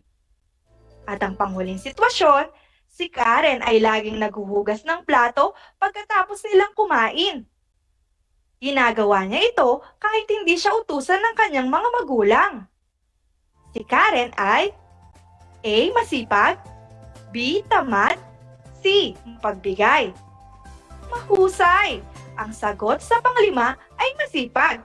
Si Karen ay masipag. Napakagaling! Mukhang tandang-tanda pa ninyo ang ating mga napag-aralan sa nakalipas na aralin. Sa madaling salita, sa nakaraang aralin ay tinalakay natin ang tungkol sa paglalarawan ng tauhan batay sa ikinilos o ginawi o sinabi at damdamin. Sa puntong ito ay sisiklan na natin ang ating talakayan. Para sa araw na ito, akin munang kukumtahin kayo sa inyong selebrasyon sa bagong taon sa pamamagitan ng mga tanong. Saan kayo nagdiwang ng bagong taon? Ang saya naman! Nagdiwang ako ng bagong taon doon sa bahay ng aking lolo. Sino-sino ang bagong taon? Nagkita-kita muli kami ng aking mga kamag-anak. Sino ang nagluto at nagdala ng mga masasarap na pagkain? Dumating ang aking mga masasarap na pagkain. Tiyak na kayo ay naging masaya sa pagdiriwang ng bagong taon kasama ang inyong mga pamilya. Sa mga pangungusap na aking nabanggit, inyong narinig ang mga salitang doon, kami, sila, at akin. Ano ang masasabi ninyo sa mga salitang ito? Natatandaan mo pa ba kung ano ang panghalip at ang mga uri nito? Iyong alalahanin na ikaw ay nasa ika-4 na baitang. Napag-aralan mo ba ito? Ano ang iyong natatandaan tungkol sa panghalip? Saan ba natin ito ginagamit at ano ba ang mga uri nito? Atin itong palawakin at talakayin sa ating aralin ngayong araw. Huwag kayong mag-alala dahil nandito ang inyong teacher broadcaster na gagabay sa inyo sa ating talakayan.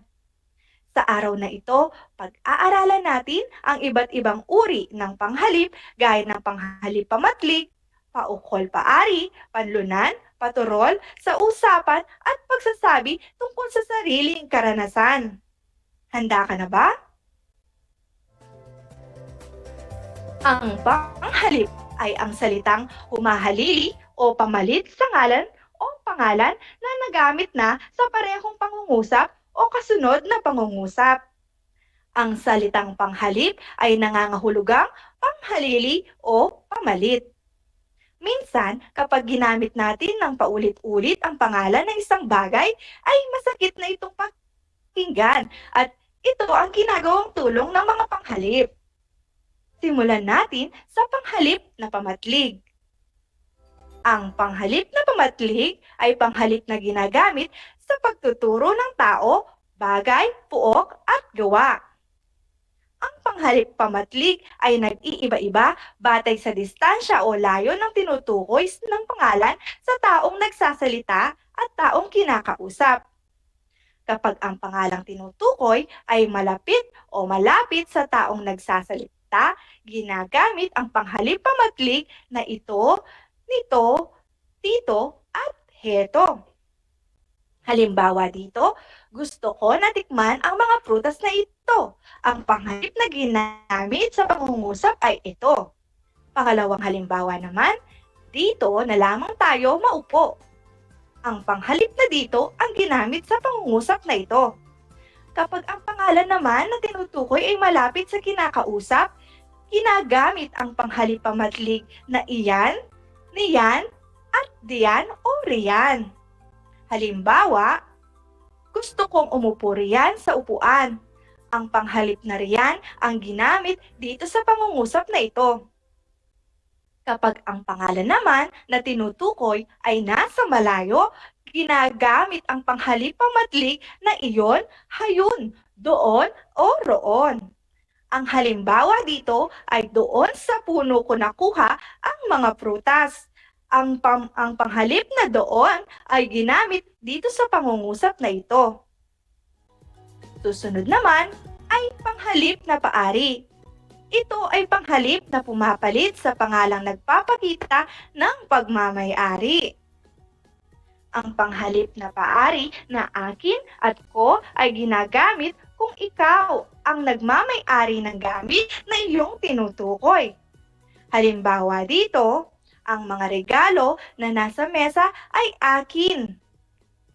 Kung ang bilang ng tao o kailanan na tinutukoy sa panghalip ay dalawa o maramihan, ang gagamiting panghalip paari ay atin o natin at amin o aming. Mahalagang tandaan ang mga sumusunod sa panghalip na paari. Una, lagi itong nakikita sa bahaging panaguri o pagkatapos ng panandang ay at sa unahan ng pangungusap kung walang ay. Pangalawa naman, Hindi ito dapat sinusundan ng pangalan. Pangatlo, hindi ito dapat may sa unahan. Kapag ang salitang nagpakita ng pag-aari ay nasundan o may nauunang pangalan, hindi ito panghalip. Sa halip, itinuturing itong panuring. May halimbawa dito. Ang unang halimbawa, ang bagong sapatos ay akin. Ang akin ay panghalip. Pangalawa naman, ang aking sapatos ay bago. Ang salitang aking ay hindi panghalip, bagkus ito ay panuring. Pangatlo, ang sapatos ko ay bago. Ang ko ay panuring. Sa bahaging ito ay ating susubukin at palalawakin ang inyong galing. Ang gawaing ito ay may pamagat na punan patlang, piliin ang wasto. Para sa panuto, punan ang patlang ng wastong panghalip pamatlig. Makapamimili ka ng sagot sa loob ng kahon. Maaring ulit-ulitin ang mga kasagutan. Isulat ang sagot sa inyong kwaderno. Huwag kalimutang isulat ang pamagat ng ating gawain na pinamagatang punan patlang, piliin ang wasto. At ang petsa ngayong araw, 3 ng Enero, taong 2022. Simulan na natin ang ating gawain. Ang mga panghalip pamatlig na pagpipilian ay doon, ganoon, dito, iyon, at ganito. Narito ang usapan ng magkakaibigan. Ang sabi ni Angelo, halina kayo, patlang. Tignan natin ang mga larawan na nakapaskil sa bulletin board. Ano kaya ang wastong panghalip pamatlig sa unang bilang? Magaling! Ang tamang sagot ay dito. Sagot naman ni Bert, tungkol saan ang mga larawang patlang? Tama! Iyon ang panghalip pamatlig na gagamitin ni Bert. Ang sabi ni Angelo, mga larawang patlang ng nakaraang pagdiriwang ng buwan ng nutrisyon. Ang panghalip na ginamit ni Angelo ay iyon. Sabi ni Ben, sino-sino ba ang nasa larawan? Ang sagot ni Rita, mga mag-aral na lumahok sa paligsahan. Ang gagaling naman nila. Sagot ni Susie, tama ka Rita, tumingin ka, patlang. Ito ay larawan ng isang lumahok sa paligsahan sa pag-aawit. Ang panghalip na gagamitin ni Susie ay dito. Ang sabi ni Angelo, pagmasdan nyo ang larawang patlang sa dulo. Tama, ang tamang sagot ay doon. Pagmasdan nyo ang larawan doon sa dulo. At lang sa bandang huli nakaupo ang mga hurado. Ang sasaya rin nila, sabi ni Susie. Magaling! Doon din ang panghalip ang ginamit ni Susie. Patlang talaga kasaya ang pagdiriwang ng buwan ng nutrisyon sa ating paaralan. Mahusay! Ang panghalip na ganoon naman ang sagot sa patlang. Tignan nyo ang larawang ito. Napakaayos ng entablado. Patlang laging kaganda tuwing may selebrasyon sa ating paaralan. Tama, ang panghalip na ganito ang sagot sa patlang. Sabi ni Carlos, naku oras na, patlang ba sa silid aklatan tayo pupunta? Ang panghalip na ginamit ni Carlos ay doon. Tara na at hinihintay na tayo ng ating guro na kanina pa naghihintay patlang sa silid aklatan. Ang sagot ay, tama, ang tamang sagot ay doon. Kaya naman, huwag nating sayangin ang pagkakataon na mapalawak pa ang inyong kaalaman sa pamamagitan ng ating isa pang gawain. Ito ay tatawagin nating mga letra ko, hulaan mo. Bilang panuto, ayusin ang mga letra upang matukoy ang tamang panghalip sa pangungusap. Handa ka na ba? Mabuti kung ganon. Simulan na natin ang ating gawain. Umpisa na natin para sa unang bilang. Letrang I, N, O, Y ang pagkain luto ni nanay para sa iyo. Pangalawa naman, NOOD, sa kabilang barangay pa ang kanilang bahay. Pangatlo, NIYA ang bag na galing pa sa ibang bansa. Pang-apat, OTI, dapat ang mga pagkain na hinahain sa mga may sakit. At panglima, TIO, ang mga lugar na nagsasalita ng bagyo, nasalanta ng bagyo. Ito na ang mga sagot. Iyon. Pangalawa ay doon. Pangatlo iyan. Apat ito. At ang panghuli ay ito. Nakakasunod ba mga bata? Mabuti kung ganon. Bilang paglalahat, laging tandaan na ang panghalip ay ang salitang humahalili o pamalit sa ngalan o pangalan na nagamit na sa parehong pangungusap o kasunod na pangungusap. Ang salitang panghalip ay nangangahulugang panghalili o pamalit. Ang panghalip, pamatlik ay nag-iiba-iba batay sa distansya o layo ng tinutukoy ng pangalan sa taong nagsasalita at taong kinakausap. Panghalip na paari, ito ay panghalip na pumapalit sa pangalang nagpapakita ng pagmamay-ari. Nagagamit ang iba't ibang uri ng panghalip, pamatlik, patulad, pahimaton, paukol, paari, panlunan, paturol, sa usapan at pagsasabi tungkol sa sariling karanasan.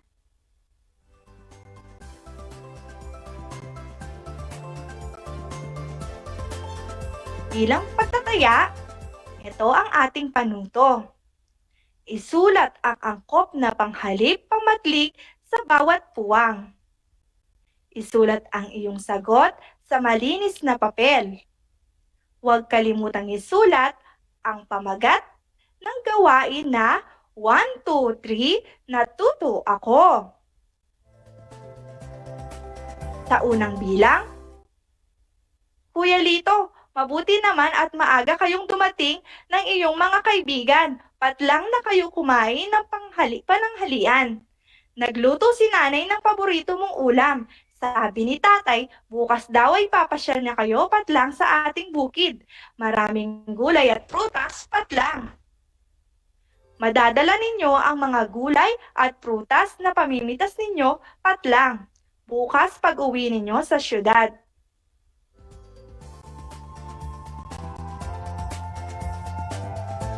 Pangalawang bilang.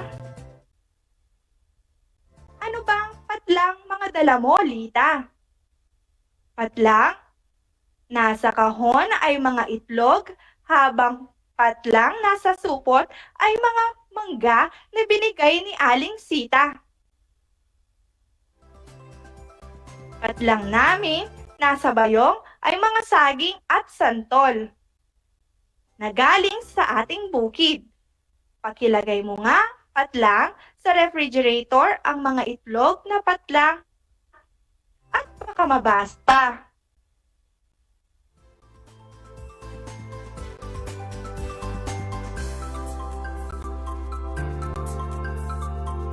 At pangatlo naman, Inay, Bino, saan mo inilagay ang aking payong? Ang tanong ng inay kay Bino. Sagot naman ni Bino, patlang ko po sa labas ng kusina inilagay, inay. Gagamitin na po ba ninyo? Patlang?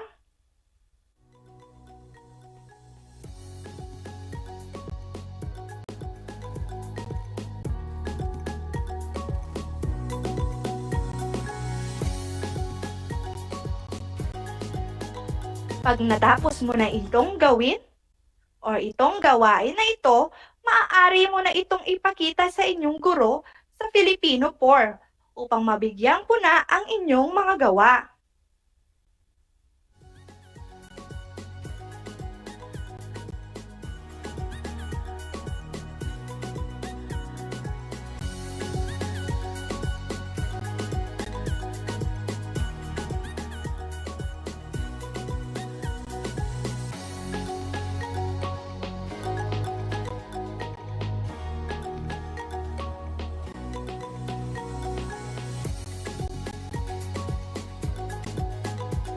Ako ay nasiyahan sa inyong pagsagot sa mga gawain na aking inihanda.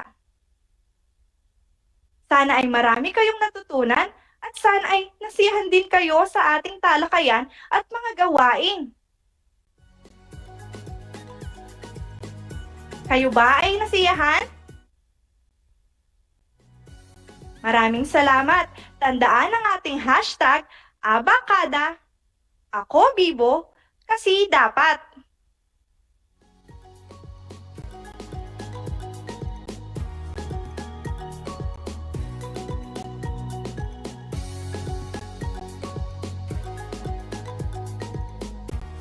Marina A. Palma, ang inyong teacher broadcaster sa Filipino. Hanggang sa muli mga bata. Paalam! Maraming salamat sa pakikinig!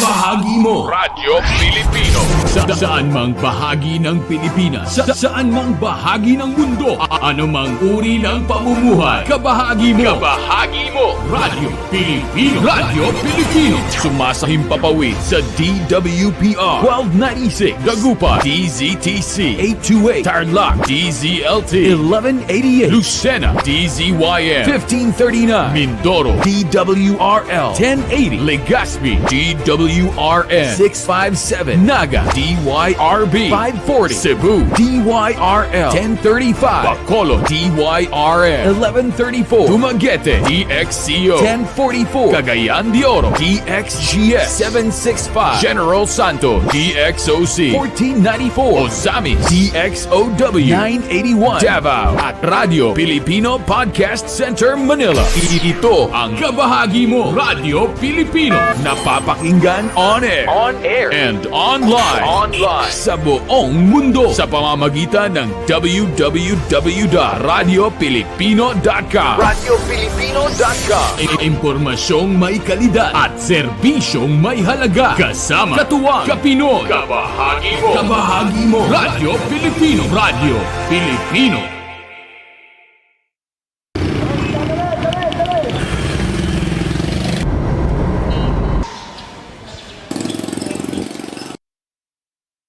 Para sa'yo, ano ang COVID-19? Virus. Malungkot. Pagkawala. Pandemya. Ito ay isang korupsyon.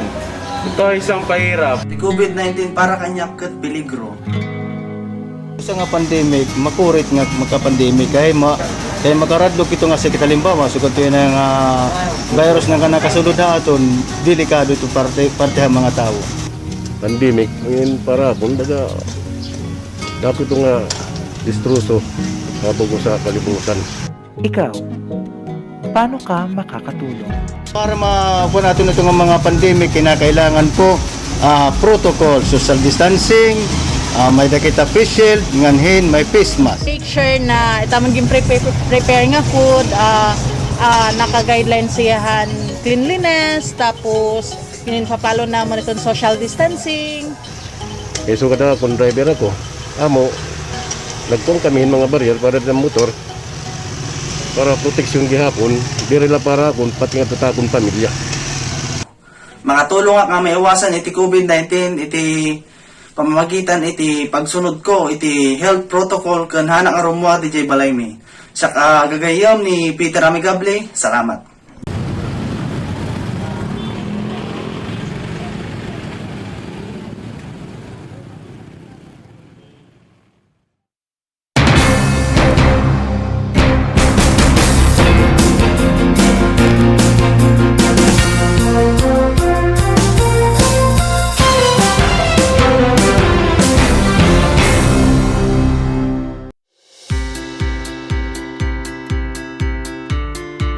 Upang matugunan ang mga kinakaharap na pagsubok ng mga guro at mag-aaral sa gitna ng kasalukuyang pandemya, nagsanib tulong sina Congressman Charlie Cojuangco ng unang distrito ng Tarlac, DEPED Region 3 Regional Director Dr. May B. Eclar at TARLAK Schools Division Superintendent Dr. Ronaldo Poson para sa isang napapanahong proyekto na tinaguriang Project Shine, Aral TarlakHenyo. Ang mga mag-aaral ng Grade 4 at Grade 5, ganon din ang Grades 8 and 9 sa buong probinsya ng Tarlac, kasalukuyang sumasailalim sa radio-based instruction. Katuwang ang himpilang DZTZ 828 kHz AM at RTV Tarlac, Channel 26. Ang Tarlac po nangunguna po ngayon pagdating po sa radio-based instruction. Marami pong humahanga sa atin. I'm very happy this station, itong DCTC, could reach the whole of Region 3. Hindi natin alam, we are contributing. We are creating a very big dent in the history of Philippine education. And I am proud. I am here in Tarlac. This is the noble cause of education in which you and I, without you knowing it, we are bound to do.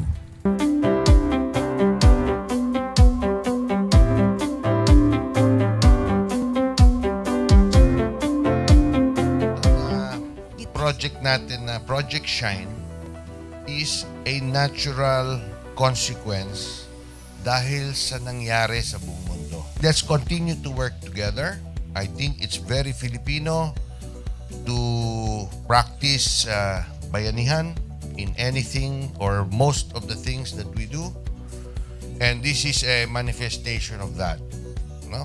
We have private sector, we have DEPED, we have local government, all working together.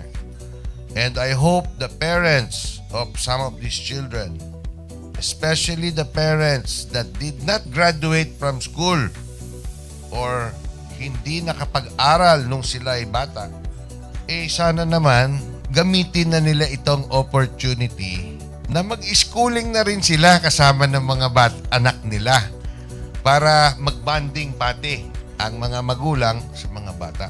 I look at this as doing God's work. Diba? So if you do God's work, it feels right. It's righteous. It's for good, not for evil. Good morning and happy learning, grade 4.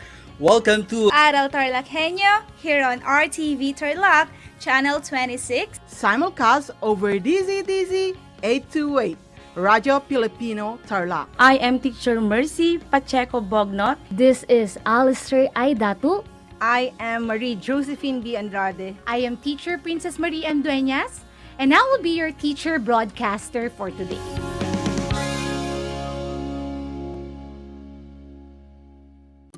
Kumusta mga giliw kong tagapakinig? Nagbabalik ang inyong paaralang panghimpapawid, Aral TarlakHenyo, sa RTV Tarlac, Channel 26, at sa bayang naririnig sa DCTC 828, Radyo Pilipino Tarlac. Kayo rin ay napapanood sa FB Live ng RTV Tarlac Channel 26. Sumasahimpapawid mula sa bayan ng Pura Tarlac, mula sa bayan ng San Clemente, mula rito sa Porok Elementary School, Pura Tarlac, sa bayan ng Kapas Tarlac. Ako, ang inyong guro, na maghahatid sa inyo ng makabuluhang pagtalakay sa ating aralin.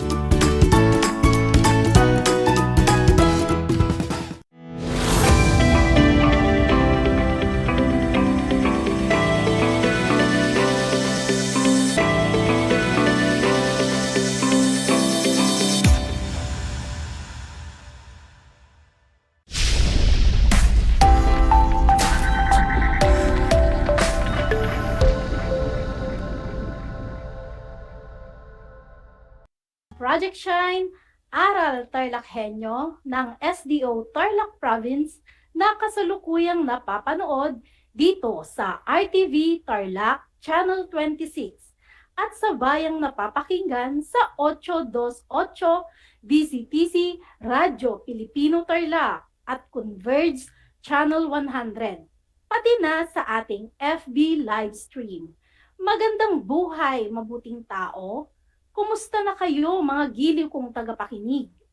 Ang aking pagbati at paghanga sa inyong pagpapahalaga sa edukasyon at pagpupursiging matapos ito ng nagtatagumpay sa kabila ng hamon ng pandemya.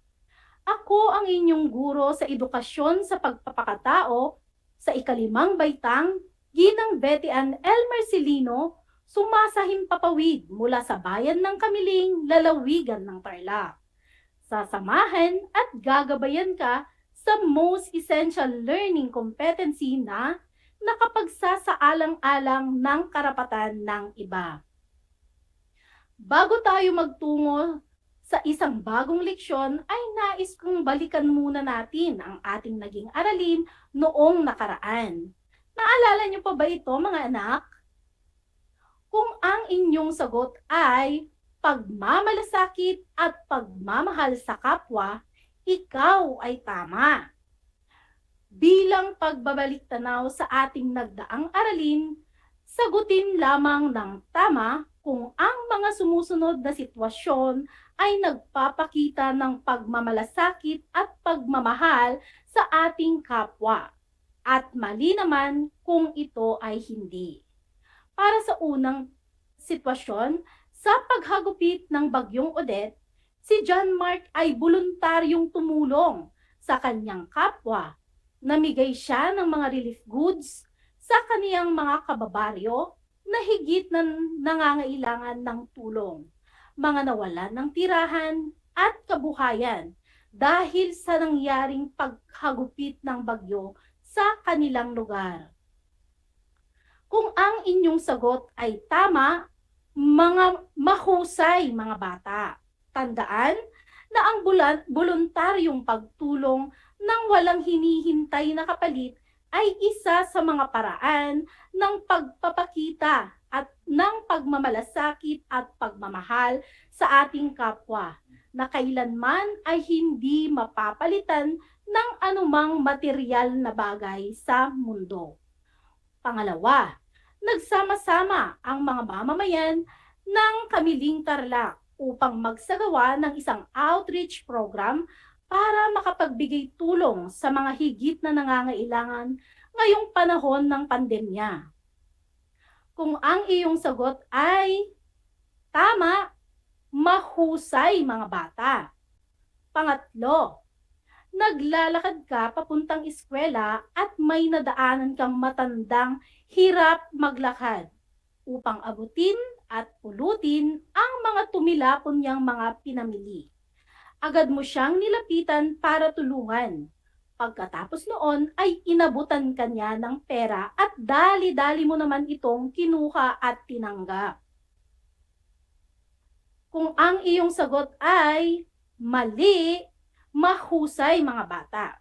Laging tatandaan na ang pagmamalasakit sa kapwa ay walang hinihinging kapalit. Ito ay kusang binibigay ng walang kapalit sa lahat ng pagkakataon. Napakahusay mga anak. Tiyak na marami kayong natutunan sa ating nakaraang aralin. Kudos ang sa inyo ay aking ipinapaabot.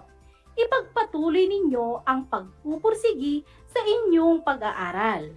Mga bata, tukuyin kung ang tungkol sa mga larawang aking ipapakita ay naglalarawan ng pagmamalasakit at pagmamahal sa ating kapwa. Lagyan ng check ang ating comment section kung ito ay nagpapakita ng pagmamahal at pagmamalasakit at X naman kung ito ay hindi. Pagmasdan at tukuyin ang mga nasa larawan.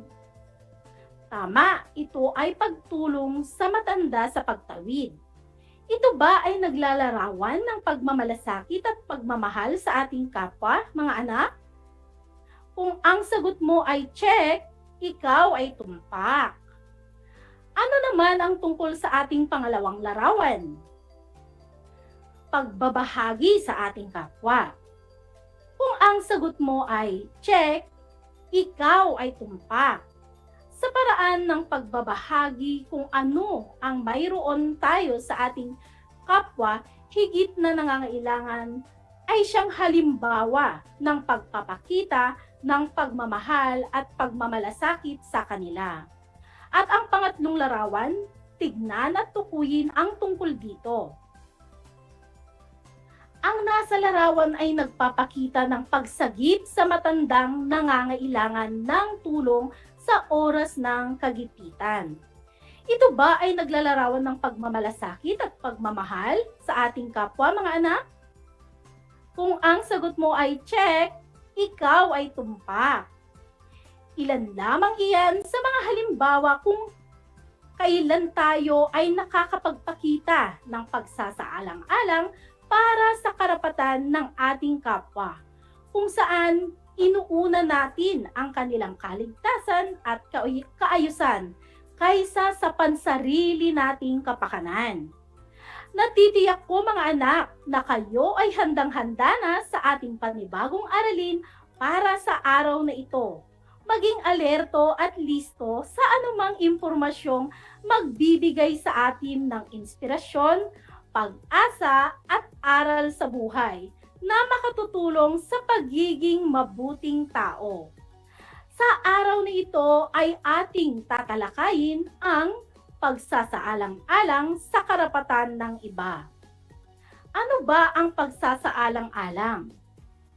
Ang pagsasaalang-alang ay ang pagkilos at epekto ng pagbibigay sa isang tao o isang bagay sa lahat ng kanilang pansin. Dalawang kahulugan ang lumalabas mula rito. Una, upang maipakita na mabuti ang isang bagay. Pangalawa ay ang pagtrato sa isang tao na may paggalang at pagpapahalaga. Ang termino ay nagmula sa Latin na konsiderasyo. Ang pagsasaalang-alang bilang isang halaga ay nagpapakita ng isang individual na pinapahalagahan at nirerespeto ang mga tao at nakakaalam kung papaano tutugon ang kanilang mga pangangailangan sa isang pare-pareho na paraan. Ang isang maalalahanin na tao ay nailalarawan sa pamamagitan ng pagpaparaya sa iba't ibang mga opinyon, paggalang sa mga saloobin at damdamin ng ibang mga individual. Ganito rin ba kayo, mga anak, sa inyong kapwa-tao? Mayroon ka bang damdamin at kaisipang pagiging maalalahanin sa iyong kapwa? Kung ang sagot mo ay opo, magaling. Lubos akong umaasa na ang ugaling ito ay inyo ring naipapamalas, sapagkat bilang isang mabuting tao, marapat na tayo ay maging maalalahanin sa ating kapwa. Bilang pagpapahalaga at pagbibigay respeto sa bawat isa, mahalagang malaman ng bawat batang tulad mo ang kanilang karapatan. Kung kaya naman, bilang isang batang mapagmalasakit, ay kailangan ninyong mamulat sa mga karapatan na dapat ay inyong natatamasa. Ang mga sumusunod ay nakapaloob sa Presidential Decree No. 603 o mas kilala sa tawag na the Child and Youth Welfare Code ng Pilipinas. Nagsasaad sa pagpapahalaga ng ating bansa sa bawat bata. Ang mga ito ay kabilang ang mga karapatan ng bawat bata. Una, maisilang at magkaroon ng pangalan at nasyonalidad.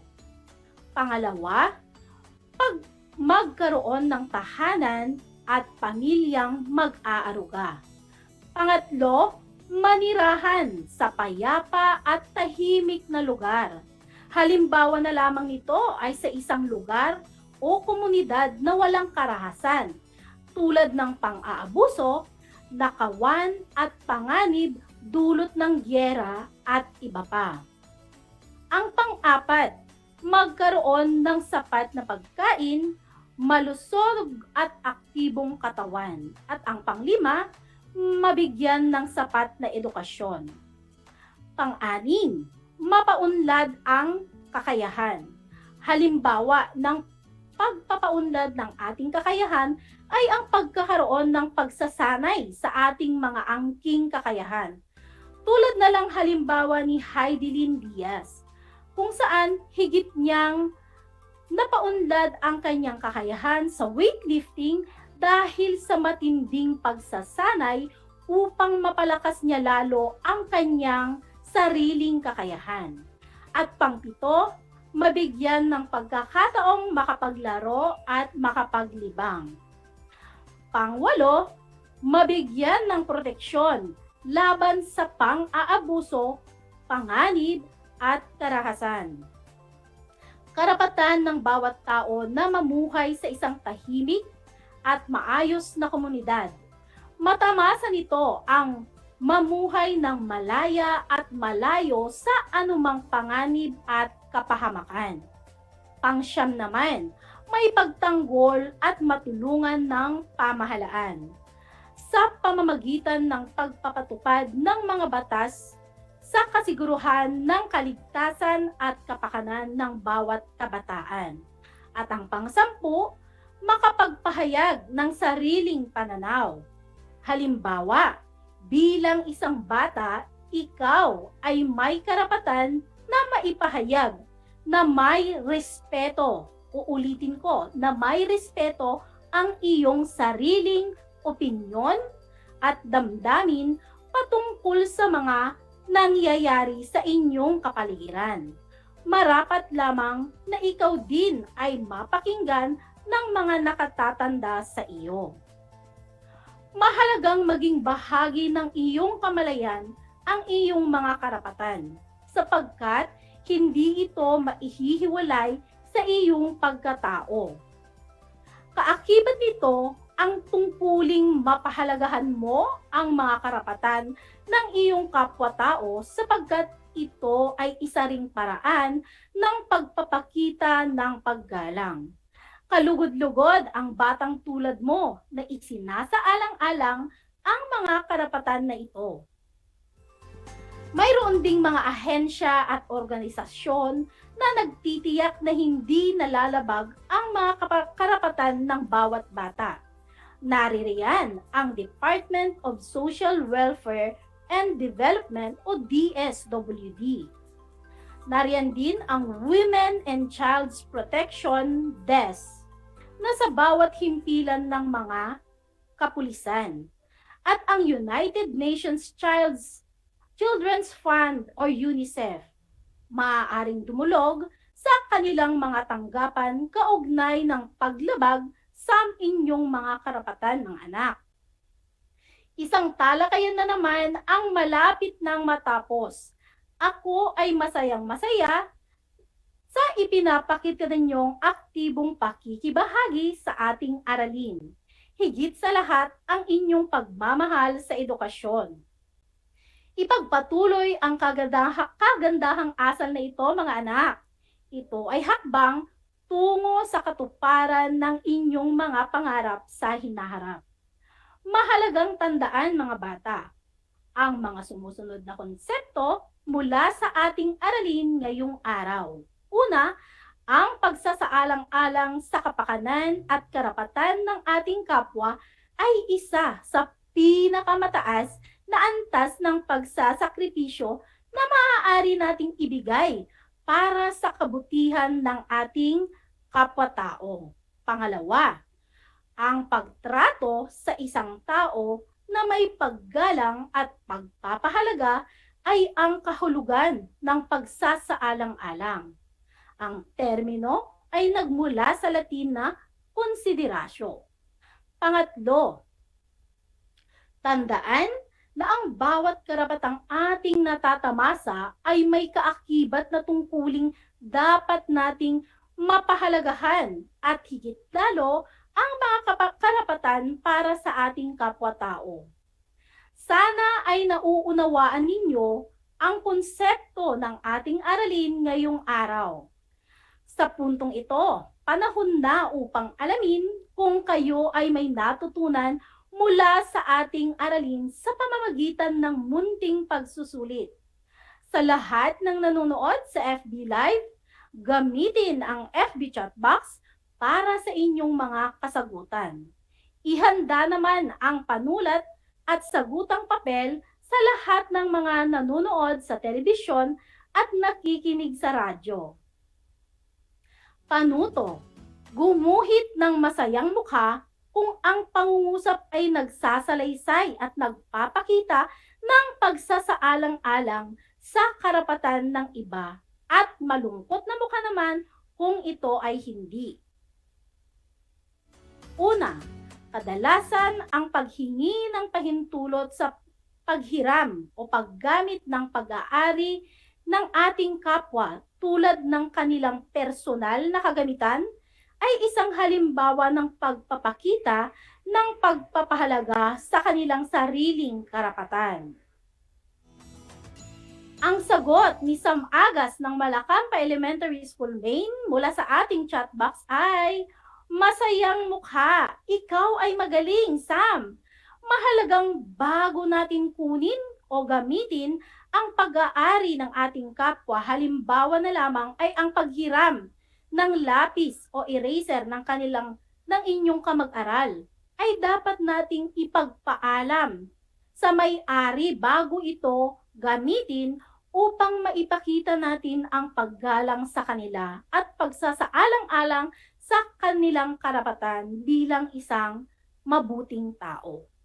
Pangalawa, sa panahon ng bagong normal, ang bawat mag-aaral ay nagsasagawa ng kani-kanilang pag-aaral sa kani-kanilang tahanan tulad ni James. Kung kaya naman, sa oras na nakikita niyang nag-aaral ang kanyang mga kapatid, ay hindi ito gumagawa ng ingay upang hindi maistorbo sa pag-aaral ang kanyang mga kapatid. Para sa wastong kasagutan sa bilang 2, ay maraing sumagot si Kevin Ruiz ng masayang mukha. Ikaw ay mahusay, Kevin. Sabi nga sa ating kasabihan, mga anak, na upang respetuhin ka ng iyong kapwa, ay matuto ka ring rumispeto sa iba. Pangatlo, ang kapitbahay ni Roldan ay kanilang maayos na kinausap upang hinaan ang kanilang video upang hindi makabulahaw sa kanilang mga kapitbahay at agad namang tumalima sa pakiusap nila. Kung ang sagot mo ay masayang mukha, ikaw ay magaling. Tiyak ngang naiintindihan mo ang ating aralin sa araw na ito. Mahalagang magkaroon tayo ng magandang ugnayan sa ating kapwa, lalo na kung ito ay sa pagpapakita ng paggalang natin sa kanilang mga karapatan. Pang-4, nagbawas na lamang basta-basta ng mga manggagawa ang factory na pinagtatrabahuhan nila Joel at Maris na walang pasabi o mabuting paliwanag sa kanilang mga manggagawa. Kung ang sagot mo ay malungkot na mukha, tumpak ang iyong kasagutan. Tandaan na ano't anuman ang pangyayari na maapektuhan ang ating kapwa-tao, lalo na kung sila ay malalagay sa alanganing sitwasyon, ay dapat nilang malaman ang katotohanang kailangan nating isaalang-alang ang kanilang damdamin at saloobin para sa kanilang ikabubuti. Pang-5, kahit na sikat na artista si Sarah Geronimo, ay sumunod pa rin siya sa pila at hindi ginamit ang kanyang kasikatan upang lamangan ang kanyang kapwa sa pagpila upang makapagpabakuna laban sa COVID-19. Kung ang sagot mo ay masayang mukha, ikaw ay tumpak. Laging maging patas sa lahat ng pagkakataon at huwag tayong manlamang sa ating kapwa, mga anak. Binabati ko kayong lahat, mga bata, sapagkat natitiyak kong nakuha ninyo ang tamang sagot sa ating pagsusulit. Mula sa akin, tanggapin ninyo ang mga salitang magaling at mahusay, mabuting tao. Mga bata, Ako ay may ihinandang mga gawain at refleksyon sa inyong learning activity sheets. Inaasahan ko na ito ay inyong sasagutan ng buong sigasig at sa abot ng inyong makakaya. Sakali man na kailanganin ninyo ang patnubay ng inyong pamilya o guro, huwag kayong mag-atubiling sila ay tawagan upang kayo ay magabayan ng tama. Panalangin ko na anumang konsepto, higit lalo ang mga aral sa buhay na inyong natutunan sa araw na ito ay may inyong maisa sa buhay araw-araw. Muli, ako ang inyong guro sa edukasyon sa pagpapakatao, Baitang 5, Ginang Betty Ann L. Marcelino, sumasahimpapawid mula sa bayan ng Kamiling, lalawigan ng Tarlac. Nagpapaalala na piliing maging mabuting tao sa lahat ng panahon at pagkakataon. Hanggang sa muli!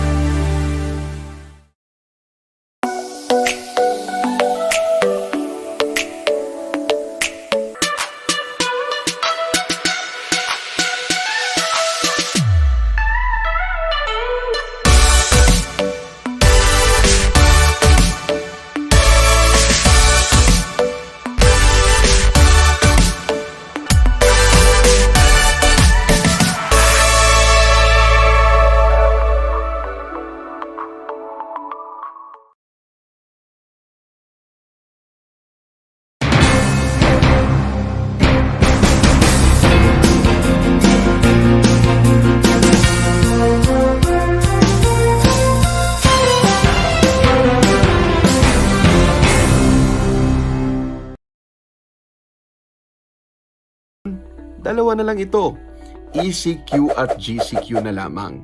Sa ilalim ng GCQ, meron tayong tinatawag na COVID-19 Alert Level System. Ito ay bahagi ng pinakabagong Community Quarantine Classification, kung saan may alert level system na nahahati sa 5. Ang level ay nababase sa case transmission, total bed utilization rate at ICU utilization rate ng isang syudad o munisipalidad. Ang bagong classification system ay binuo ng IATF upang mapigilan ang pagkalat ng COVID-19. Ito ay nakabase sa mga alituntunin ng 3C strategy na closed, crowded at close contact. Ang bagong sistema ay sinusubukan pa lang sa Metro Manila gamit ang Alert Level 4. Pero ano nga ba ang mangyayari sa level na ito? Tulad ng dati, mayroon pa ring mga bawal lumabas. Ito ay ang mga taong ang edad ay mababa sa 18 taong gulang. Mga may edad na higit sa 65. Mga may immunodeficiency, comorbidities o iba pang mga health risk. At mga buntis, maliban kung lalabas sila para sa essential goods at services. At kung sila ay nagtatrabaho sa mga industriya o opisina na pinapayagang mag-operate. Maaari namang lumabas ang mga authorized persons outside residence o APOR at ang mga nagtatrabaho sa mga pinapayagang opisina o establishmento. Ang intrazonal o interzonal travel ay pinahihintulutan lamang depende sa LGU ng pupuntahang lugar. Maaari namang mag-ehersisyo ang mga residente sa labas ng kanilang bahay. Kailangan lamang tiyakin na hindi sila lalabas sa kanilang barangay o mga subdivision at panatilihin ang pagsunod sa mga minimum public health standards. Sa ilalim ng Alert Level 4, hindi pinapayagan ang mga sumusunod na aktibidad na high risk for transmission.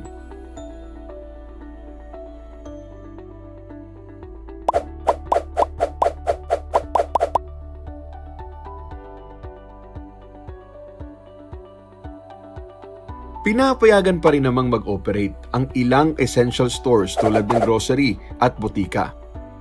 Para sa mga restaurant, maaaring mag-dine-in sa alfresco o outdoor restaurants, pero hanggang 30% capacity lamang.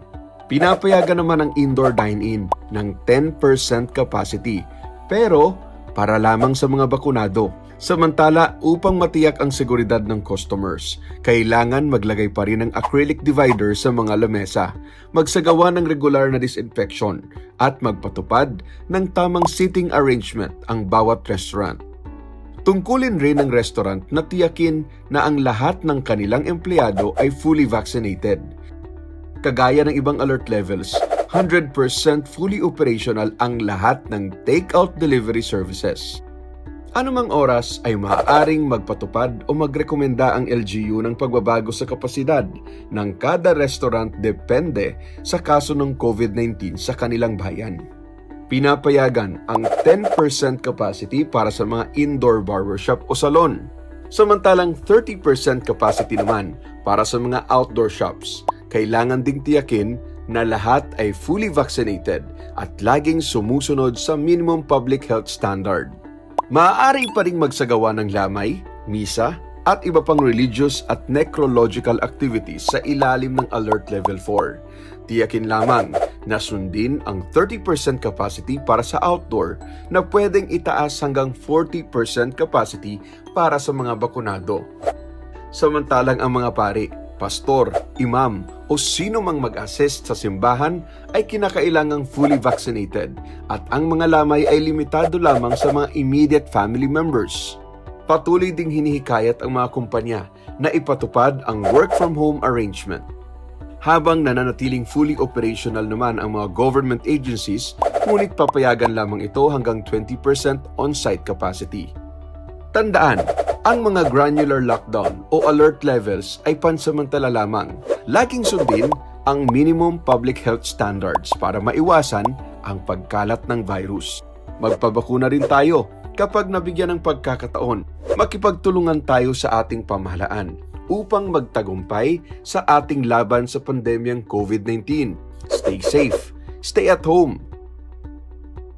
Para sa mga karagdagang impormasyon, i-follow ang mga social media platform ng gobyerno tulad ng DOH, NTF COVID-19 at PCOO.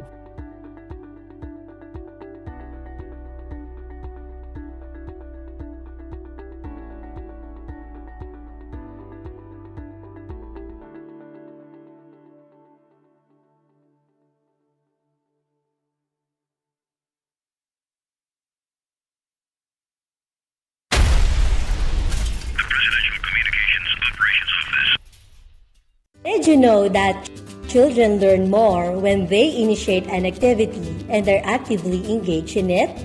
This is your science teacher broadcaster, Princess Diana L. Ronquillo for Aral TarlakHenyo. Let's learn science together on Aral TarlakHenyo.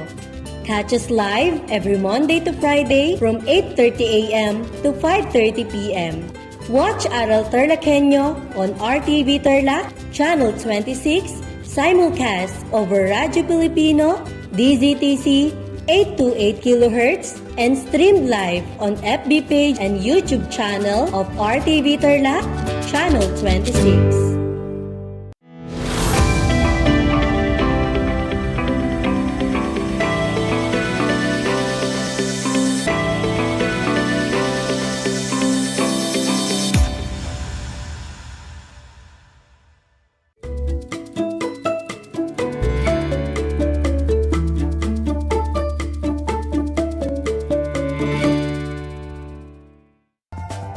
Day learners, welcome to Aral TarlakHenyo here on RTV Tarlac, Channel 26, simulcast over DZTC 828, Radio Filipino Tarlac, and Converge TV Channel 100, broadcasting live here at Pura Tarlac. This is Natalie Don B. Kasupanan, your teacher broadcaster for Science Grade 5. How are you today, kids? I am glad to know that you are doing great. and that you were excited to learn new things despite the effects of the pandemic in our learning setup. I would like to invite you to join me in a scientific experience at home. Today, we are about to explore another lesson in second quarter in Science Grade 5. Are you ready to join me for today's lesson? Come on!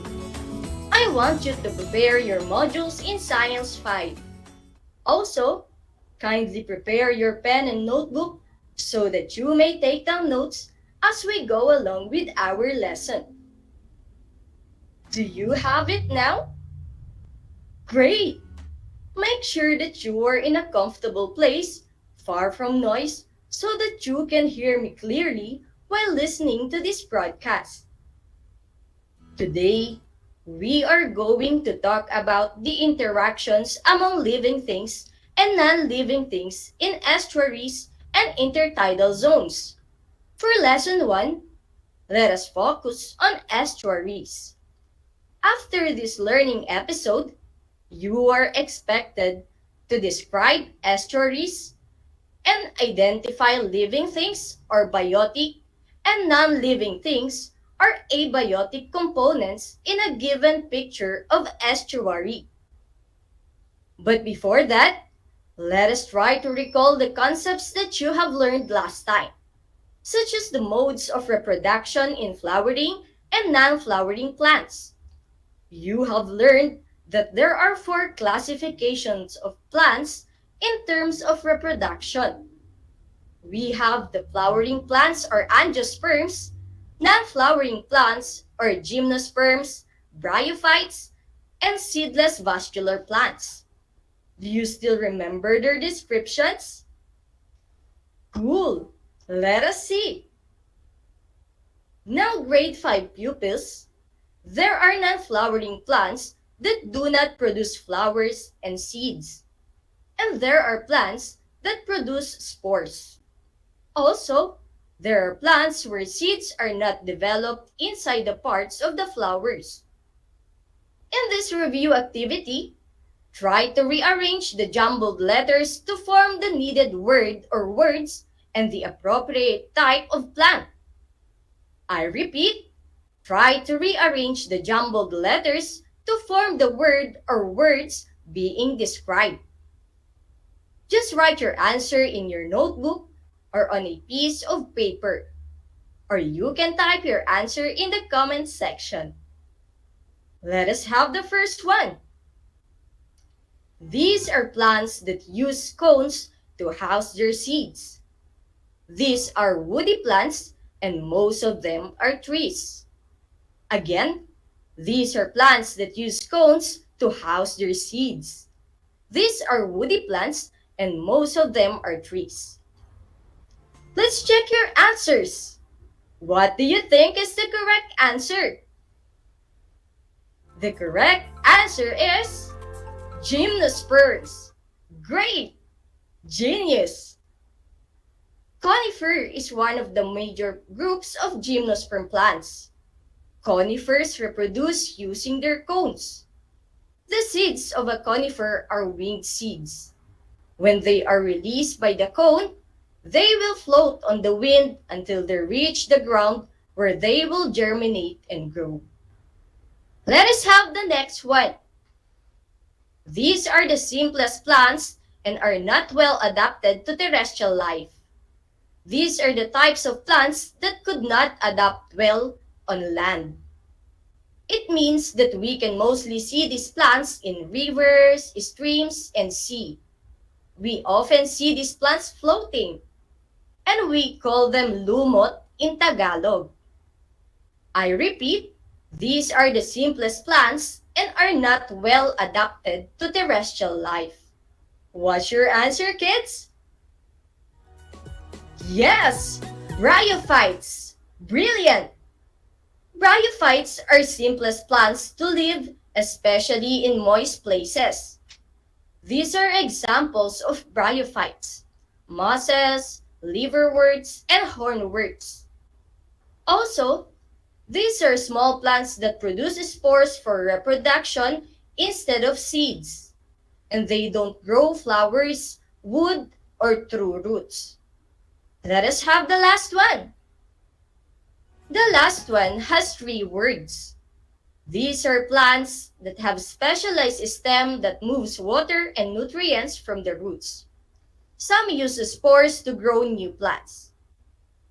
I repeat, these are plants that have a specialized stem that moves water and nutrients from the roots.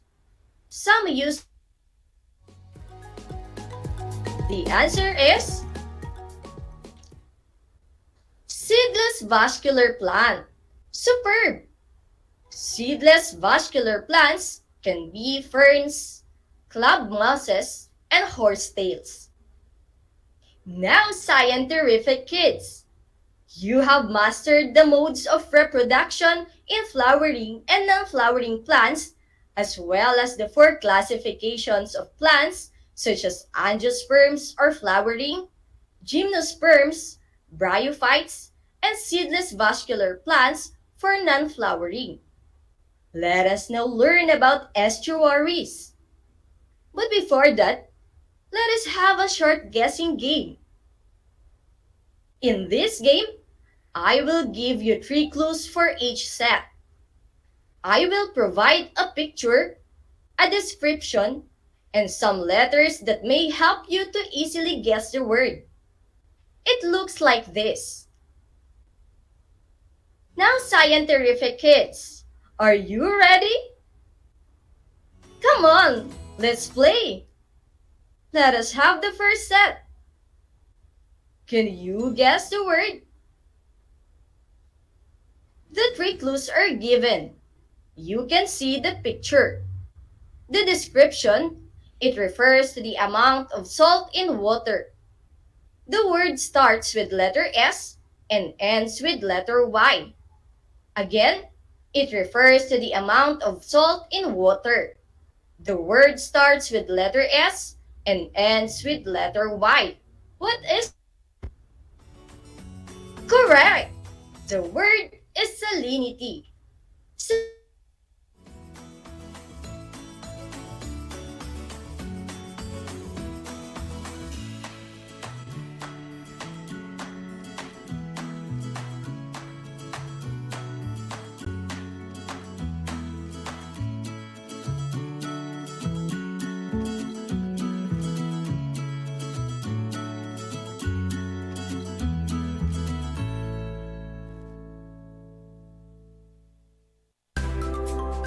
The hotness or coldness of an object. The word starts with letter T and ends with letter E. What is the word, kids? Terrific! The word is temperature. Temperature is the measure of hotness or coldness expressed in terms of any of several scales such as Celsius, Fahrenheit, and Kelvin. Let us now have the last set. The picture is provided. For the description, it is needed by plants for the photosynthesis. The word starts with letter S and ends with letter T. I repeat, it is needed by plants for photosynthesis. The word starts with letter S and ends with letter T. Can you guess the word? Yes, the word is sunlight. Good job, kids! Green plants use sunlight to make their own food. Now, kids, let us read the 3 words: salinity, temperature, and sunlight. As we talk and learn about estuaries in our discussion for today, we will also learn about elements such as salinity, temperature, sunlight, and some other components that play different roles in estuaries. Are you ready to learn? Come on! Look at these pictures.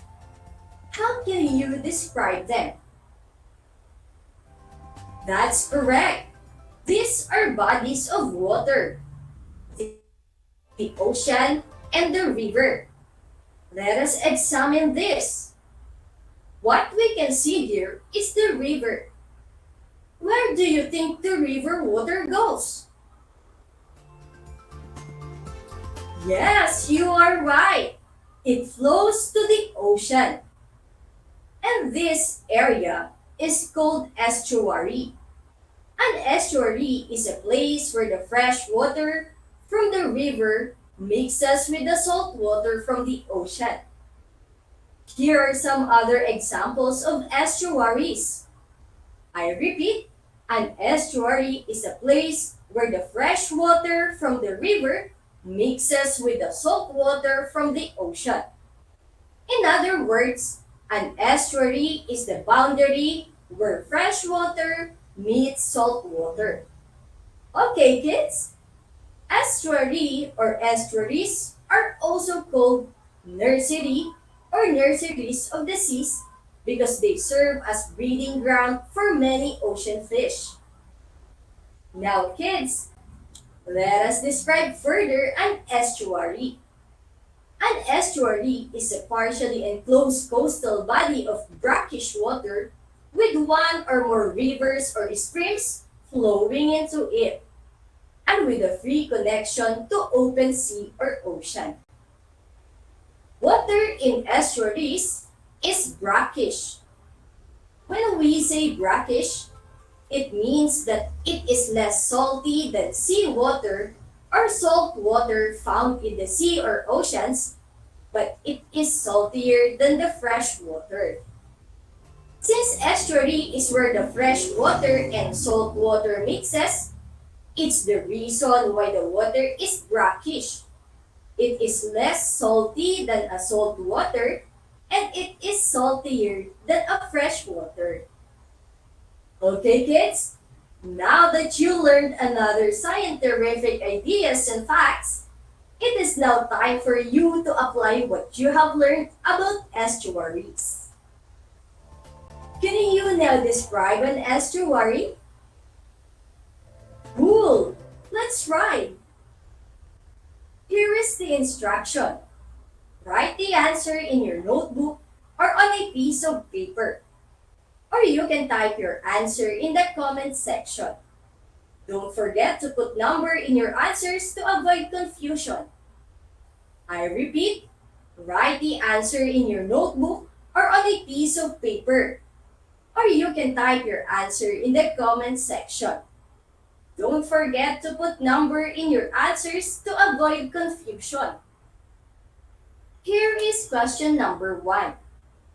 What is the other term for estuary as it serves as breeding ground for many ocean fish? Again, what is the other term for estuary as it serves as a breeding ground for many ocean fish? What do you think is the answer? And the answer is nursery or nurseries of the seas. Good job! Let us now have question number 2. Are you ready? Here is the second question. What do you call the water found in an estuary? I repeat, what do you call the water found in an estuary? Let us check your answer. We call it brackish or brackish water. Brilliant! Let us now have the last question. What types of water mix in an estuary? I repeat, what types of water mix in an estuary? That's correct! Salt water and fresh water. Alright kids, now that you can describe an estuary, it's now time to know more about some components or elements that can be found in it. Let me give you another scientific idea. In an estuary, we can find biotic components or elements. When we say biotic, it refers to all living things or organisms. I repeat, biotic refers to living things. Now kids, in this sample picture of estuary, can you identify the biotic components or living things?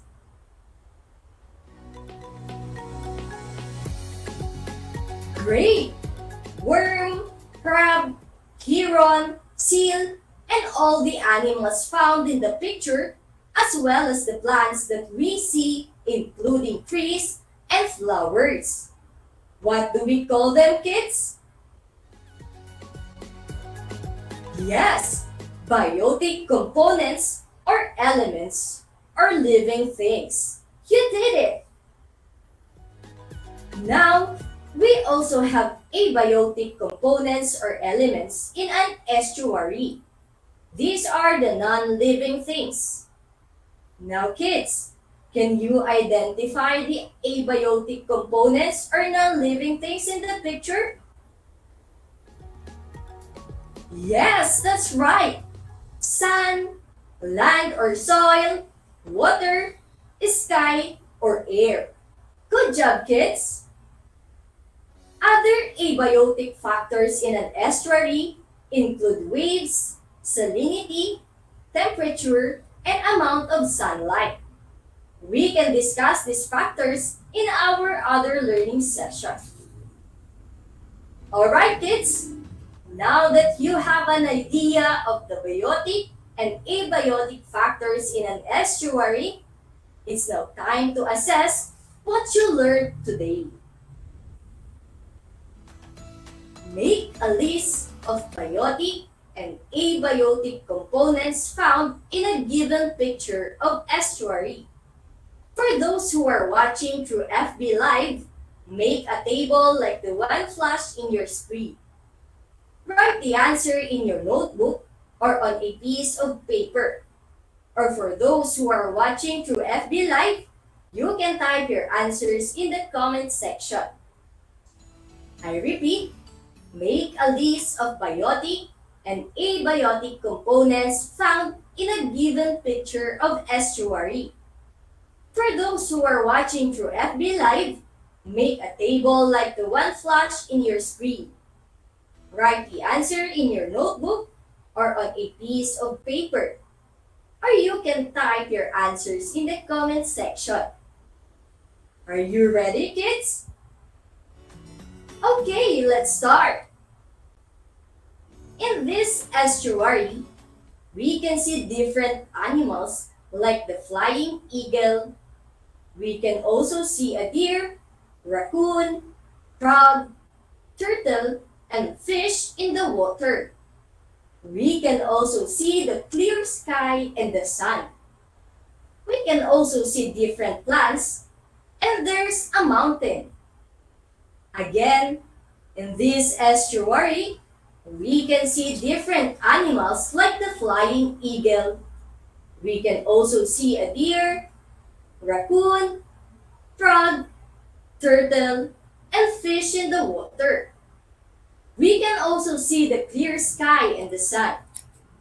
We can also see different plants, and there's a mountain. Kids, you have another 5 seconds to look at the picture.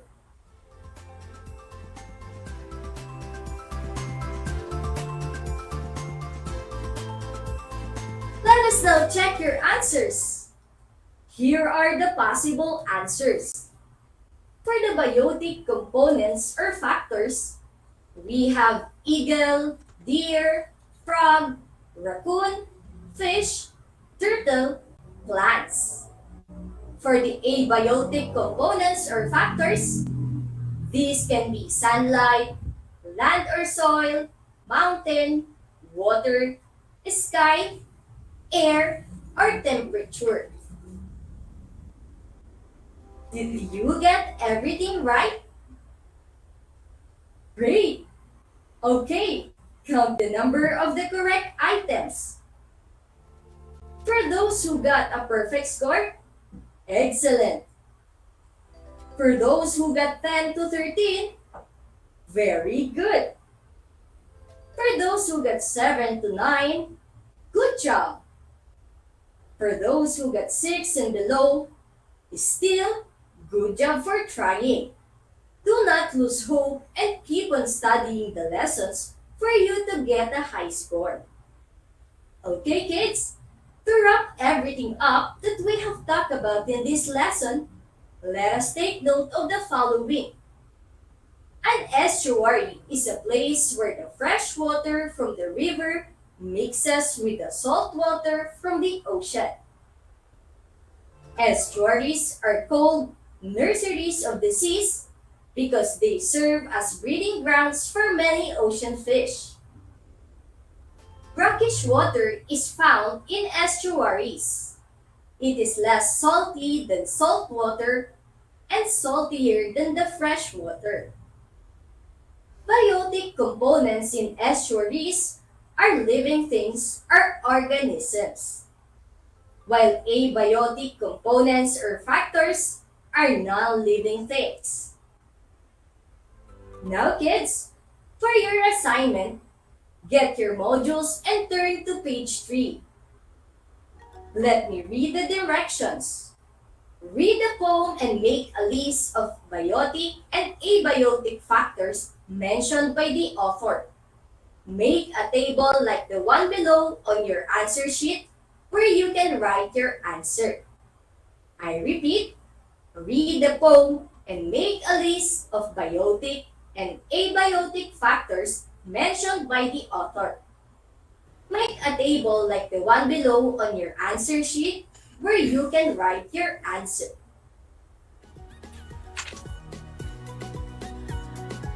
Now, scientific kids, I hope you learned a lot today. If you have queries about our lesson for today, just text me at my number 0966 7955 484. Again, if you have queries about our lesson for today, just text me at my number 0966 7955 484. This is Project Shine Aral TarlakHenyo, brought to you by the Department of Education, Division of Tarlac Province, in cooperation with DZTC 828 Radio Filipino Tarlac, Channel 26 and Converge TV, Channel 100.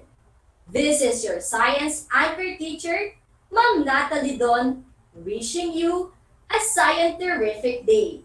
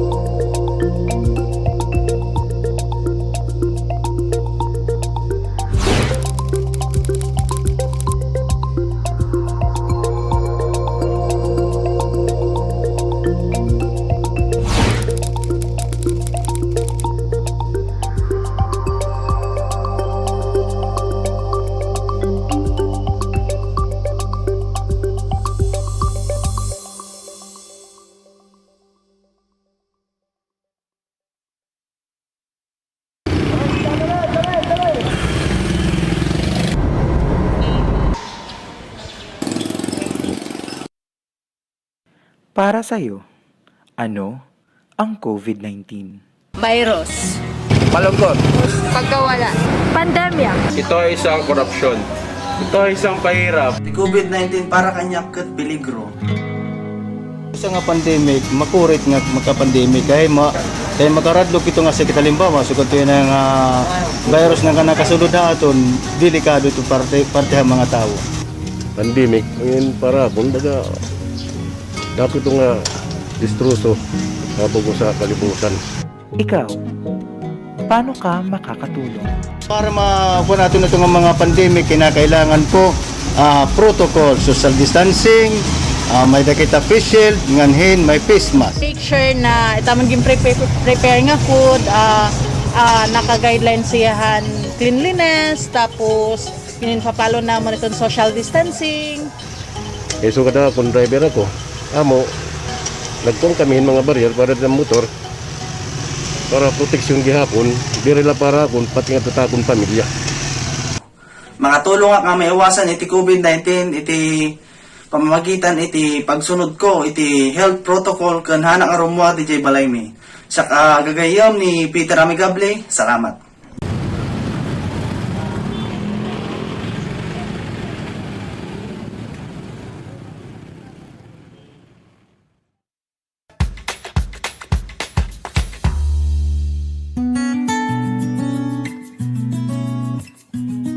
Alam niyo ba na ang kinikilalang Guinness Book of World Records holder bilang pinakamaliit na commercially harvested fish ay isang sinarapan? Ito ay matatagpuan lamang sa Pilipinas, sa Lake Buhi sa Bicol River. Isa itong uri ng goby na may transparent na katawan na may sukat na 12.5 mm. Alam mo na, yan ang sinarapan. How are you today? Hello, everyone. Hello, learners of Tarlac. Good morning, Math Talino Grade 4 learners! Welcome to Aral TarlakHenyo here on RTV Tarlac Channel 26. Simulcast over DCTC Radio Filipino Tarlac. I'm Sir Glenn, your teacher broadcaster. Broadcasting live here at Paniki Tarlac. Remotely here in Concepcion, Tarlac. Live here at Barangay Pedro Elquines, Mayantok, Tarlac. Broadcasting live from Ramos National High School. Your anchor teacher today for grade 9 mathematics. your partner in education this time of pandemic. Multiply 1089 by 9, you will get an answer, the exact reverse, which is 9801. My name is JRP Duldulao, your teacher broadcaster on Aral TarlakHenyo. For more math trivia and answers to your math questions, catch Aral TarlakHenyo every Monday to Friday from 8:30 a.m. to 5:30 p.m. Learning math is so much fun!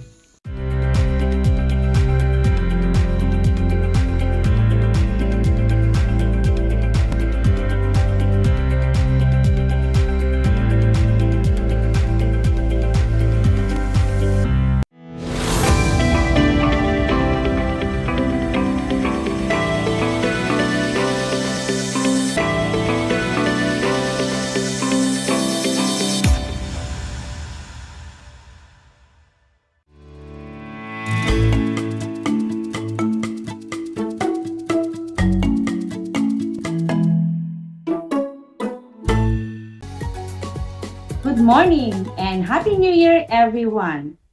Good morning, grade 5 learners. Welcome to Aral TarlakHenyo here on RTV Tarlac, Channel 26 and Channel 100 via Converge Cable TV. This is simulcast over DZTZ 828 Radio Filipino Tarlac. I am Teacher Mercy Pacheco Bognot, your teacher broadcaster for Mathematics Grade 5. Broadcasting live via Google Meet here in Herona, Tarlac. I will be with you as we make the most out of our discussion today. How are you, grade 5 learners? I hope that you enjoyed your vacation with your family and friends. Are you ready for our lesson for this year 2022? Great! But before we start, make sure that you have your pen and notebook, and of course, your Math 5 Mathletes textbook. Also, make sure that you are in a safe and distraction-free environment so that you'll be more focused as you listen. So I guess you are now ready for our lesson. So let's start. Our lesson for quarter 2, week 6 is about dividing decimals with up to 2 decimal places. And at the end of my discussion class, you are expected to, number 1, convert decimals into whole numbers. And number 2, divide decimals with up to 2 decimal places. Now, let's recall your lesson last time with teacher Marife. Do you still remember your lesson you had with her? Alright. Your lesson last time was all about solving routine and non-routine problems involving multiplication without or with addition or subtraction of decimals and whole numbers. Here's my question for you, class. What are the steps to follow in solving word problems involving multiplication of decimal numbers? Again, what are the steps to follow in solving word problems involving multiplication of decimal numbers? All right, join me as I recite the steps in solving word problems. Step 1, read the problem carefully. Know what is asked and what are given. Step 2, draw related picture or write mathematical sentence or formula for the problem. Step 3, solve the mathematical sentence. And for step 4, write an answer for the problem. Lastly, step 5, we need to check or verify the result. Were you able to recall the steps in solving word problems? Very good, grade 5. Take note of those steps because we will apply them later in problem solving. Now, let's begin with our new lesson. Dividing decimals with up to 2 decimal places. Class, do you know that dividing decimal numbers is very similar to dividing whole numbers? Yes, it is. To do so, first, we have to make the divisor a whole number. And there are 2 ways to do it. Option A, by multiplying both the divisor and dividend by the same power of 10 or 100 in order to maintain the equality of the expression. And option B is the shortcut method, and this is done by moving the decimal point as many places to the right as there are zeros in the power of 10. After doing option A or option B, we will be able to make the divisor a whole number. And after that, we can now proceed to division. And lastly, we have to check our answer. Now, let me show you how. Let's have illustrative example number 1. Let's read the first word problem. Are you ready? Okay. Janice has 8.1 meters of yarn. She needs 0.9 meter in making a bracelet. How many bracelets can she produce with her yarn? Again, Janice has 8.1 meters of yarn. She needs 0.9 meter in making a bracelet. How many bracelets can she produce with her yarn? To understand or analyze the problem, Let us apply the steps in solving word problem. First, we must know what is asked in the problem. And the answer is, how many bracelets can Janice produce with her yarn? Next, what are the given facts? The given facts are 8.1 meters of yarn, or the total yarn of Janice. The other one is 0.9 meter of yarn, or the yarn needed in making a bracelet. So after identifying what is asked and the given facts, what's next? Yes, we have to analyze and then plan our strategy. So what operation are we going to use? Correct. The answer is division. And going back to the given, the dividend is 8.1 and the divisor is 0.9. Let us now write the mathematical sentence. 8.1 divided by 0.9 equals n. Notice, class, that our divisor is in its decimal form. And in dividing decimal numbers, we need to make the divisor a whole number first. Next, applying the steps under option A.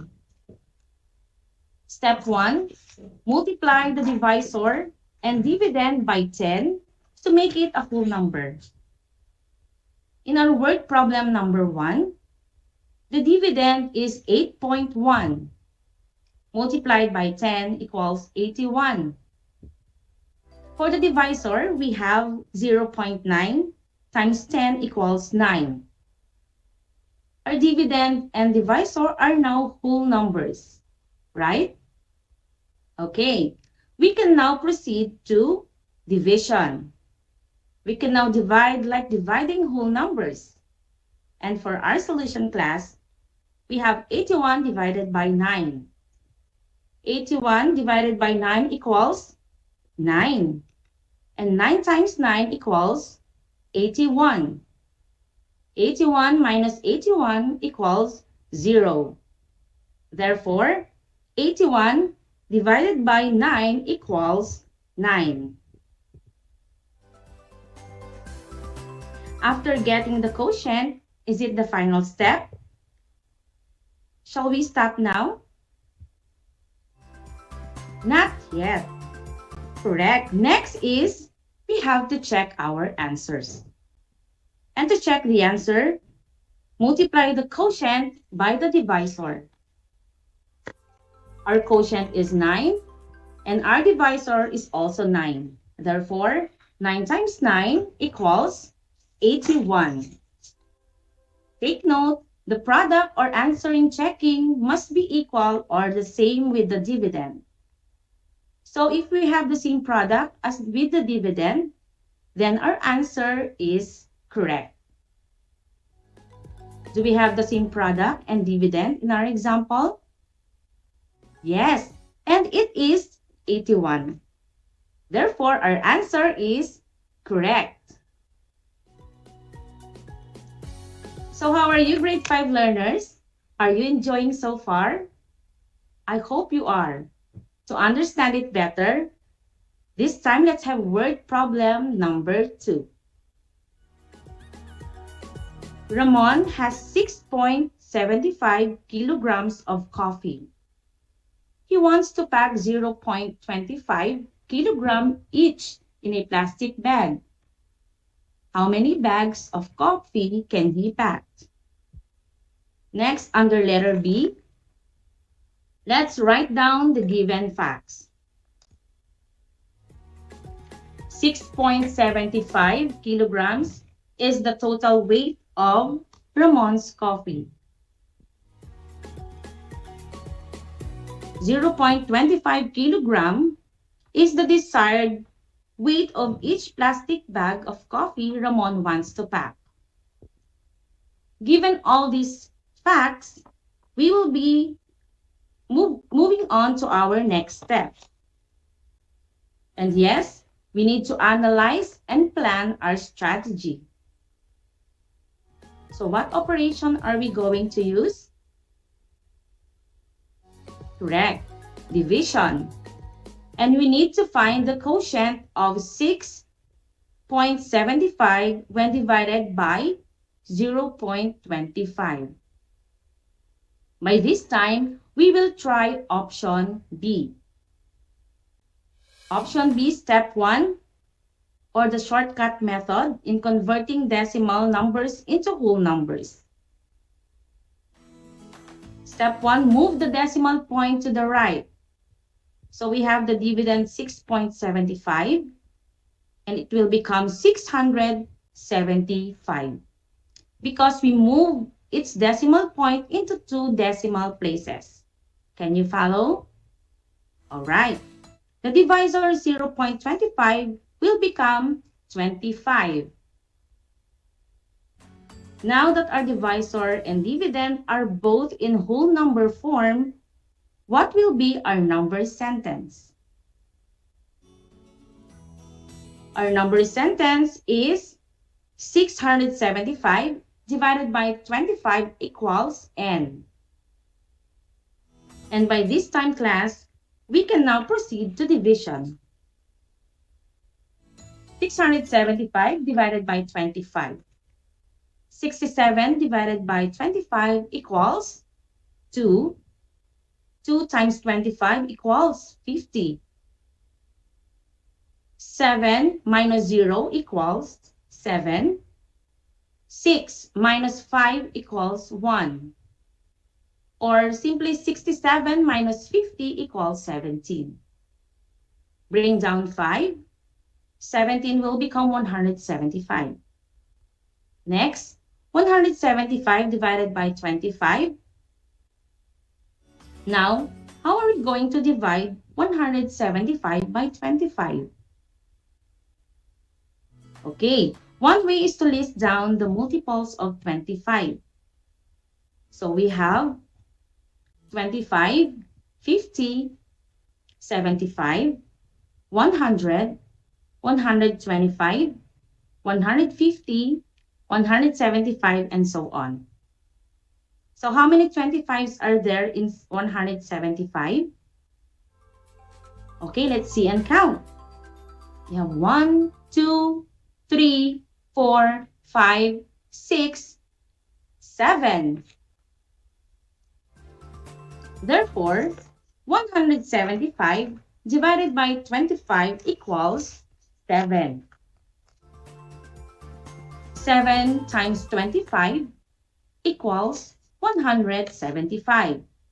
And of course, 175 minus 175 equals 0. The quotient of 675 and 25 is equal to 27. Now, going back to the process, we are done with converting decimals into whole numbers by moving the decimal point to the right. We're also done with step 2, which is division. What will be the next step? Correct. We need to check our answer. And in checking, we will multiply the quotient by the divisor. The quotient is 27 and the divisor is 25. Therefore, we have 27 times 25. 5 times 7 equals, correct, 35. We write down 5 and we group 3 to the next digit. Next, 5 times 2 equals 10 plus 3 equals 13. Next, 2 times 7. Correct, it is equal to 14. We write down 4 and we group 1 to the next digit. Next, 2 times 2 equals 4 plus 1 equals 5. 135 plus 4 plus 54 Again, 135 plus 54. Bring down 5. 3 plus 4 equals 7. 1 plus 5 equals 6. The product, which is 675, is exactly the same as our dividend. Therefore, the quotient 27 is correct. Our answer to the word problem is Ramon can pack 27 bags of coffee. It is fun, right? I know grade 5 that you can follow. And for that, let's move on to our example number 3. For number 3, find the quotient of 9.6 divided by 0.8. Again, find the quotient of 9.6 divided by 0.8. Step 1. Change the divisor and the dividend to a whole number form. And we have option A, to make the dividend and the divisor a whole number form, or to make the divisor and dividend whole numbers, we will multiply both by 10. So let's start. 9.6 times 10 equals 96. 0.8 times 10 equals 8. We may also use option B or the shortcut method. Let's equally move the decimal point to the right. So the dividend 9.6 will become 96, and our divisor, which is 0.8, will become 8. Then we write our number sentence or formula. So we have, correct, 96 divided by 8 equals n. Then we move on to step 2. Divide the dividend by the whole number divisor to find the quotient. 96 divided by 8. 9 divided by 8 equals 1.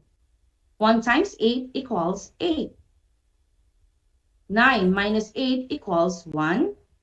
Bring down 6 and it will become 16. 16 divided by 8 equals 2. 2 times 8 equals 16. Now we will move on to subtraction. 16 minus 16 equals 0. Therefore, 9.6 divided by 0.8 or 96 divided by 8 equals 12. Now let's move on to step 3. We need to check our answer.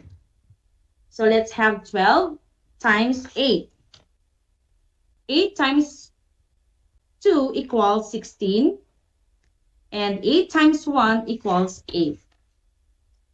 Next is addition. Bring down 6.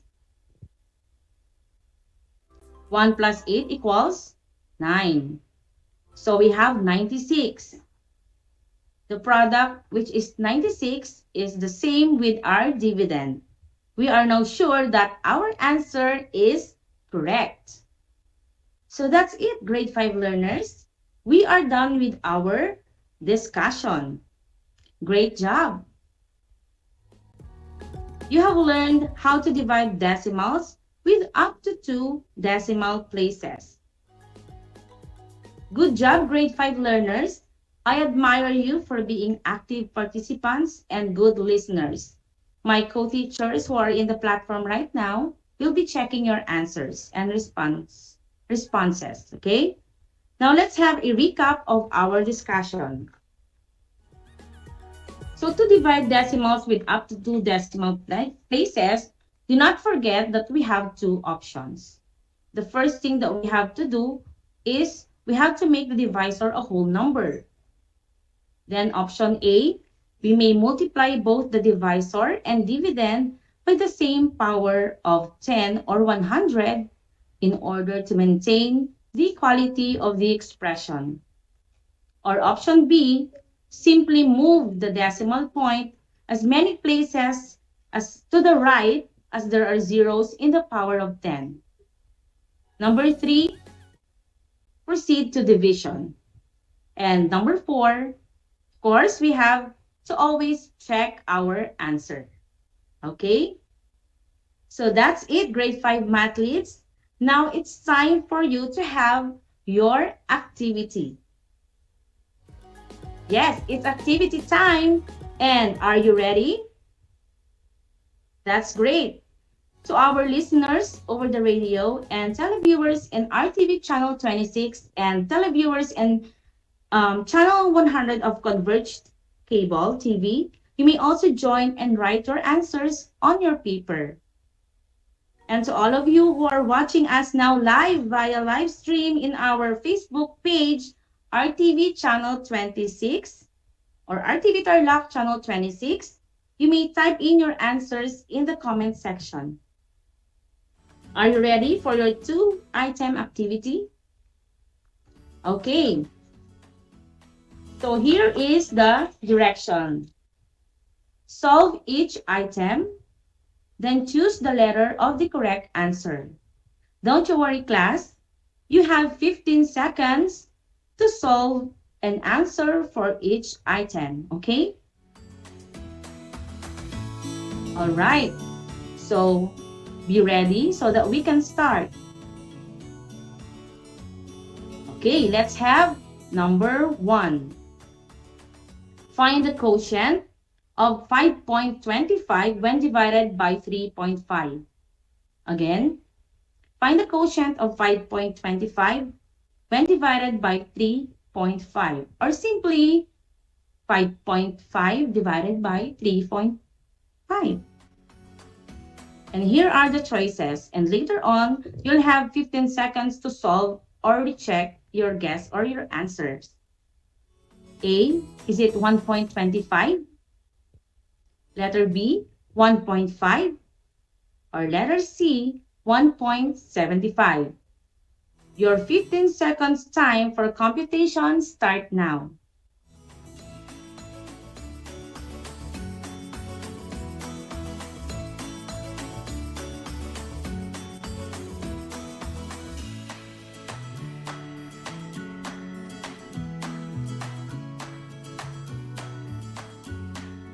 Time is up.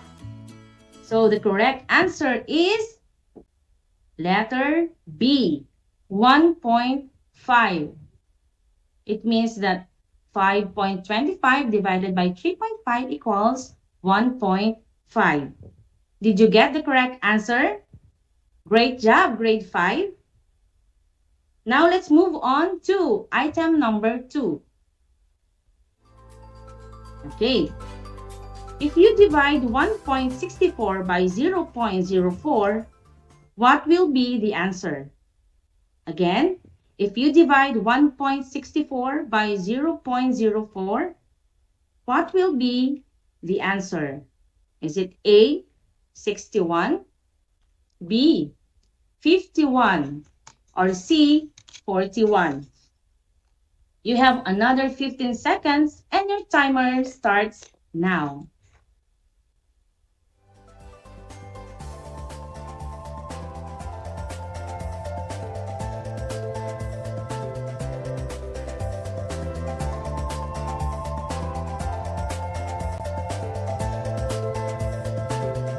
All right, time is up. If you answered letter C, 41, then you are definitely correct. So there you have it, grade 5 learners. It's easy, right? So in case you have any questions and clarifications about our lesson, you may ask your Math 5 teachers in your respective schools. I am definitely sure that they will answer your questions or queries, okay? And do not forget, class, always do your best. Whatever you plant now, you will harvest it later. So I hope you learned a lot today. It's been a great and worthwhile day with you all. Once again, Happy New Year. And I am Teacher Mercy Pacheco Bognot, your Mathematics 5 anchor teacher. Until next time.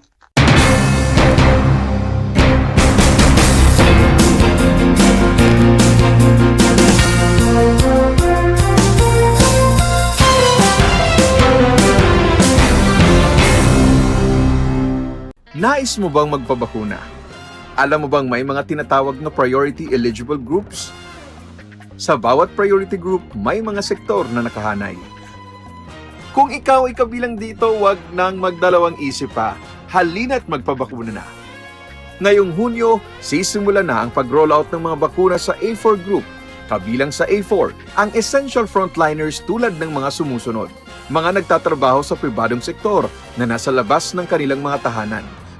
Mga nagtatrabaho sa mga ahensya ng gobyerno, GOCCs at local government units. Mga nagtatrabaho sa mga informal na sektor sa labas ng kanilang mga tahanan. At mga nagtatrabaho sa mga pribadong tahanan.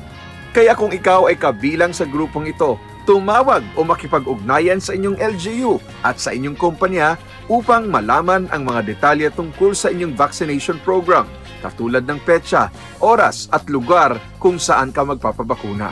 Humingi ng medical clearance sa inyong doktor kung ikaw ay may autoimmune disease, HIV, cancer, malignancy, dumaan sa organ transplant, kasalukuyang dumadaan sa steroid treatment o nakaratay sa higaan. Huwag kalimutan ang iyong proof of eligibility o mga dokumentong nagpapatunay na ikaw ay kasama sa priority group na ito. Huwag din kalimutang dalhin ang iyong government ID, pati na ang face mask, face shield, sanitizer at ballpen bago ang iyong vaccination. At paalala, pagkatapos ng pagbabakuna, huwag mag-atubiling magtanong na makaragdagang impormasyon tungkol sa bakuna na ginamit sa iyo. Hingin at itago ang contact information ng personnel na tatawagan kung sakaling ikaw ay makaramdam ng seryosong side effects. Huwag ring kalimutan ang vaccination card at alamin ang petsa ng iyong second dose ng pagbabakuna. Higit sa lahat, ugaliin pa ring sundin ang minimum public health standards tulad ng wastong paghuhugas ng kamay, pagpapanatili ng safe physical distancing, at pagsusuot ng face mask at face shield. Ano pang hinihintay mo? Tara na sa Vida Vaccination!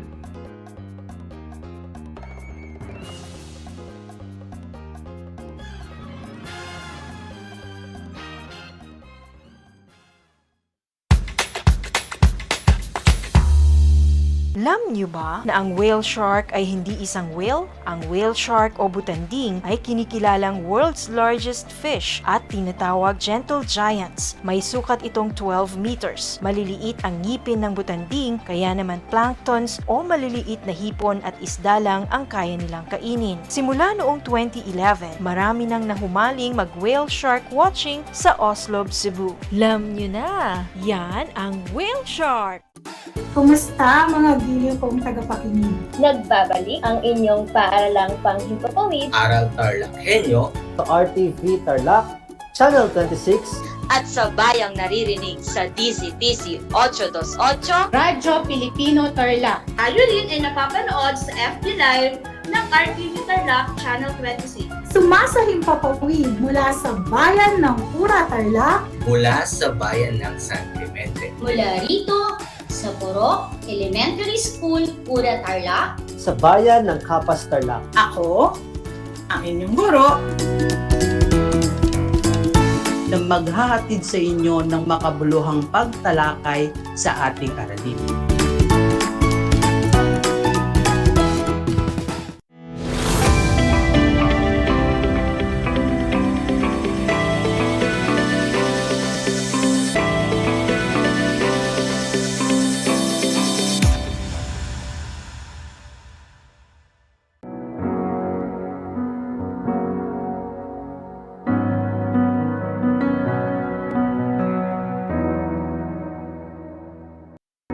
Sa lahat po ng mga nakikinig at nanunood sa kasalukuyan, Happy New Year po! Tanda ito ng katapatan at kabutihan ng Panginoon sa ating mga buhay. Hatid dito ang bagong pag-asa at hindi nagbabagong pagmamahal niya para sa iyo at para sa akin. Tayo pong lahat ay dumulog sa panalangin. Aming Diyos na makapangyarihan sa lahat, ang aming pong papuri, pasasalamat at pagsamba sa iyo, O Diyos, na hindi nagkulang, sa iyo, O Diyos, na walang imposible at walang mahirap. Kaya naman, ipinagkakatiwala po namin sa inyo ng buong buo ang aming po mga buhay at espiritu, Panginoon. Patuloy po kayong gumawa, manghimasok, magpaganda, magpaunlad, magpala at turuan niyo po kami, Panginoon, sa lahat ng aspeto ng aming pong pamumuhay na magtiwala, manampalataya sa iyo sa araw-araw. Humihingi po kami ng kapatawaran sa lahat po ng aming mga nagawang pagkakasala at mga pagkukulang sa iyo. Nababatid at nalalaman mo, Panginoon, ang lahat ng aming mga pinagdaraanan. Iba't ibang uri ng sakit, mga pagsubok na talaga namang nakapaghihina ng aming pong pananampalataya at ng aming pong pisikal na mga pangangatawan. Ngunit sa iyo, O Diyos, kami ay itatawag sapagkat sa iyo kami po ay makasusumpong ng kasagutan sa lahat po ng aming mga agam-agam, mga problema at mga katanungan. At nagpapasalamat po kami, Panginoon, dahil kayang-kaya mong abutin ang lahat ng aming pong mga pangangailangan at nakikita mo, nababatid mo, Panginoon, ang lahat ng aming pong mga pinagdaraanan. Panginoong Diyos, sa lahat po ng mayroong mga karamdaman, mga pagsubok, amin na po ang mga papuri at pasasalamat para sa iyo sapagkat naniniwala po kaming ikaw ay sa amin at tutulungan niyo po kami sa pang-araw-araw po naming mga pamumuhay, Panginoon. Pagpalain mo lahat ng mga leaders ng bansang Pilipinas, especially, Lord God, ang ahensya ng Department of Education. Panginoon, basbasan niyo po ang bawat isa sa amin ng kaalaman, ng karunungan upang sa lahat ng ginagawang mga pulisiya, mga desisyon at mga aksyon, lahat ng ito ay para magkaisa sa kabutihan ng higit na nakararami, especially, Lord, sa mga learners, Panginoon. Maraming salamat. Anuman ang aming mga personal na mga panalangin, lahat ng ito'y amin pong idinudulog sa inyo. Sakali man po, Panginoon, or nangangailangan kami ng kalinga, nangangailangan kami ng lakas, nangangailangan kami ng ano paman, hindi po ang kalooban namin ang makapangyari, kung hindi ang kalooban nyo ang mangyari sa aming pong mga buhay. We welcome you ngayong taong 2022 at sa mga susunod pa pong mga araw. Panginoon, napakabuti mo. Ikaw ay tapat, ikaw ay laging nariyan, ikaw ay sumasa amin. Kaya naman, Panginoon, ito ang aming usal at pasasalamat ng may papuri, pasasalamat at pagdakila sa pangalan po ng aming Panginoon at tagapagligtas na si Jesus. Ito po ang aming panalangin. Amen.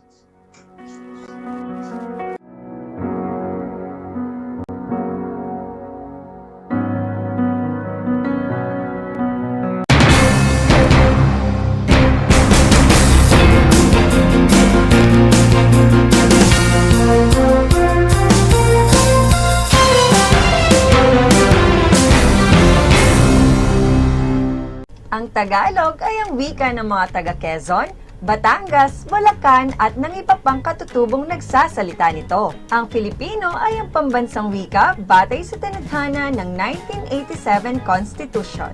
Tara na at matuto ng salitang Filipino. Manood at makinig ng Aral TarlakHenyo sa RTV Tarlac, Channel 26 at sa bayang naririnig sa Radyo Pilipino, DZTZ 828 at napapanood din live sa FB page at YouTube channel ng RTV Tarlac, Channel 26. Manood at matuto ng ating mga aralin sa Filipino. Dito lang yan sa Aral TarlakHenyo. Ako si Ma'am Crystal May Aquino, ang inyong teacher broadcaster sa Filipino.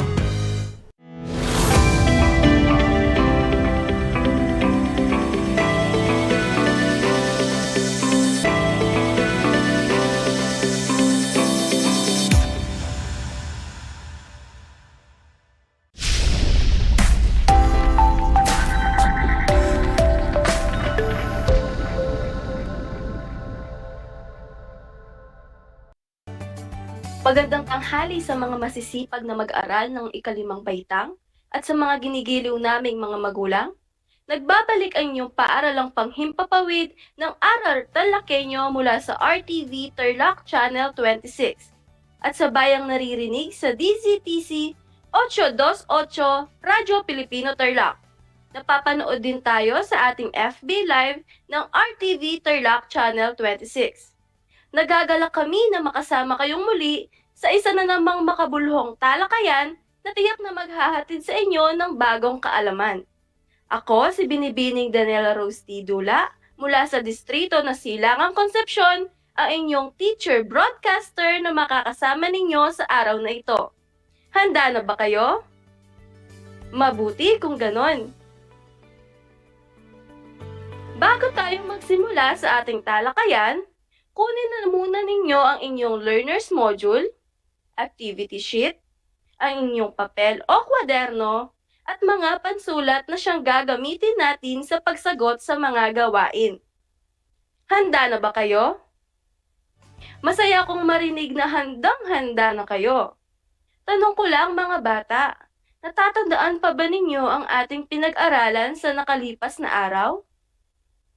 Magaling! Masaya ako at naaalala nyo pa ang ating nakaraang aralin. Tara na't simulan na natin! Ang pamagat ng gawaing ito ay opinyon o reaksyon mo, ibahagi mo. Suriin at obserbahan ang mga larawang ipapakita ko sa inyo at ibahagi ninyo ang inyong opinyon. Narito ang unang larawan. Opinyon o reaksyon mo, ibahagi mo. Magaling! Maaaring ang ilan sa inyo ay may opinyon o reaksyon na ang batang nasa larawan ay nagsusumikap sa kanyang pag-aaral at dahil dito'y siya'y magkakamit ng mataas na marka. Narito naman ang ating ikalawang larawan. Opinyon o reaksyon mo, ibahagi mo. Mahusay ang iyong opinyon. Sa larawang ito, ang mga mamamayan ay nakaranas ng sakunang sunog at marami ang nawalan ng tirahan at ari-arian. At para naman sa ating ikatlong larawan, opinyon o reaksyon mo, ibahagi mo. Tama ang iyong opinyon. Sa larawang ito ay makikita ang mga ngiti sa mukha ng bawat miyembro ng pamilya habang ginagabayan nila ang kanilang anak sa pagsagot ng module. Maraming ang ilan sa inyo ay may reaksyon na may mabuti pa ring dulot ang pandemya sapagkat nagkaroon ng mas maraming panahon ang bawat pamilya na magsama-sama at magtulungan. At minsan, kahit na may mga pagsubok, kailangan pa ring maging positibo at tignan kung ano ang mabuti at makatutulong sa sitwasyon. Sa madaling salita, sa nakaraang aralin ay tinalakay natin ang tungkol sa pagbabahagi ng isang pangyayaring nasaksihan o naobserbahan at pagbabahagi ng sariling opinyon o reaksyon sa isang napakinggang balita, issue o usapan. Marunong na kayong magbahagi ng inyong opinyon o reaksyon sa isang pangyayaring inyong nasaksihan o naobserbahan mga bata. Maaari na tayong dumako sa ating bagong aralin. Sa puntong ito, sisimulan na natin ang ating talakayan sa araw na ito sa pamamagitan ng isang maikling usapan ni Kokoy at Binang David. Huwag kayong mag-alala mga bata dahil nandito ang inyong teacher broadcaster na gagabay sa inyo sa ating talakayan. Handa na ba kayo? Mabuti kung ganon. Akin ang babasahin sa inyo ang usapan. Sabayan niyo ako habang binabasa ko ito at inyong obserbahang mabuti ang paraan ng pagkikipag-usap o pananalita ni Kokoy sa kanyang guro. Tara na't simulan na natin. Magandang umaga po, Ginang David. Paumanhin po kung naabala ko kayo. Mayroon po sana akong nais linawin. Hindi po kasi ako sang-ayon sa marka na ibinigay ninyo sa aking ginawang proyekto. Sa tingin ko po, nasunod ko naman ang mga pamantayan sa pagbuo nito.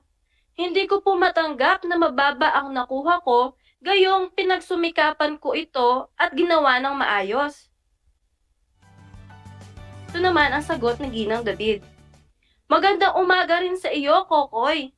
Salamat sa iyong matapat na pagsasabi ng iyong hinaing at ideya tungkol sa binigay kong marka sa iyong proyekto. Paumanhin kung hindi mo matanggap ang marka na binigay ko. Ipapaliwanag ko sa iyo kung bakit. Kung babalikan natin ang rubric na pamantayan sa pagmamarka ng iyong proyekto, sinasabi doon na ang tema na magiging nilalaman ng iyong proyekto ay may katumbas na 35% na marka sa kabuuan. Sa bahaging ito, nagkulang ang iyong proyekto. Hindi kasi tumutugma sa inaasahang tema ang iyong nabuong proyekto. Gayunpaman, hinahangaan kita sa iyong pagiging responsableng mag-aaral.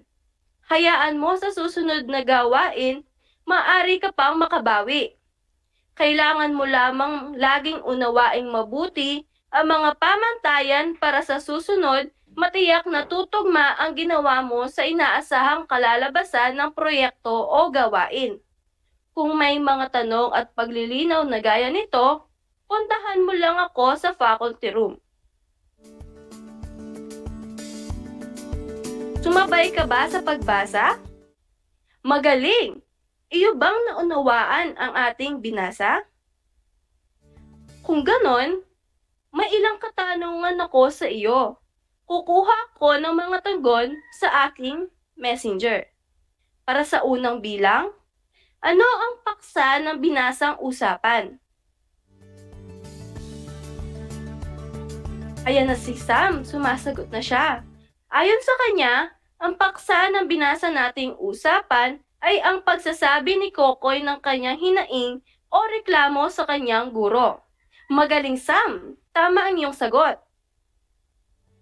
Para sa ikalawang bilang, ano ang nais linawin ni Kokoy sa kanyang guro? Ayan, nagtatype na si Kirby.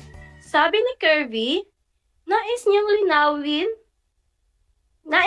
ni Kokoy ang binigay na marka ng kanyang guro sa proyektong ginawa niya. Hindi niya ito matanggap dahil mahusay at maayos naman ang kanyang proyekto.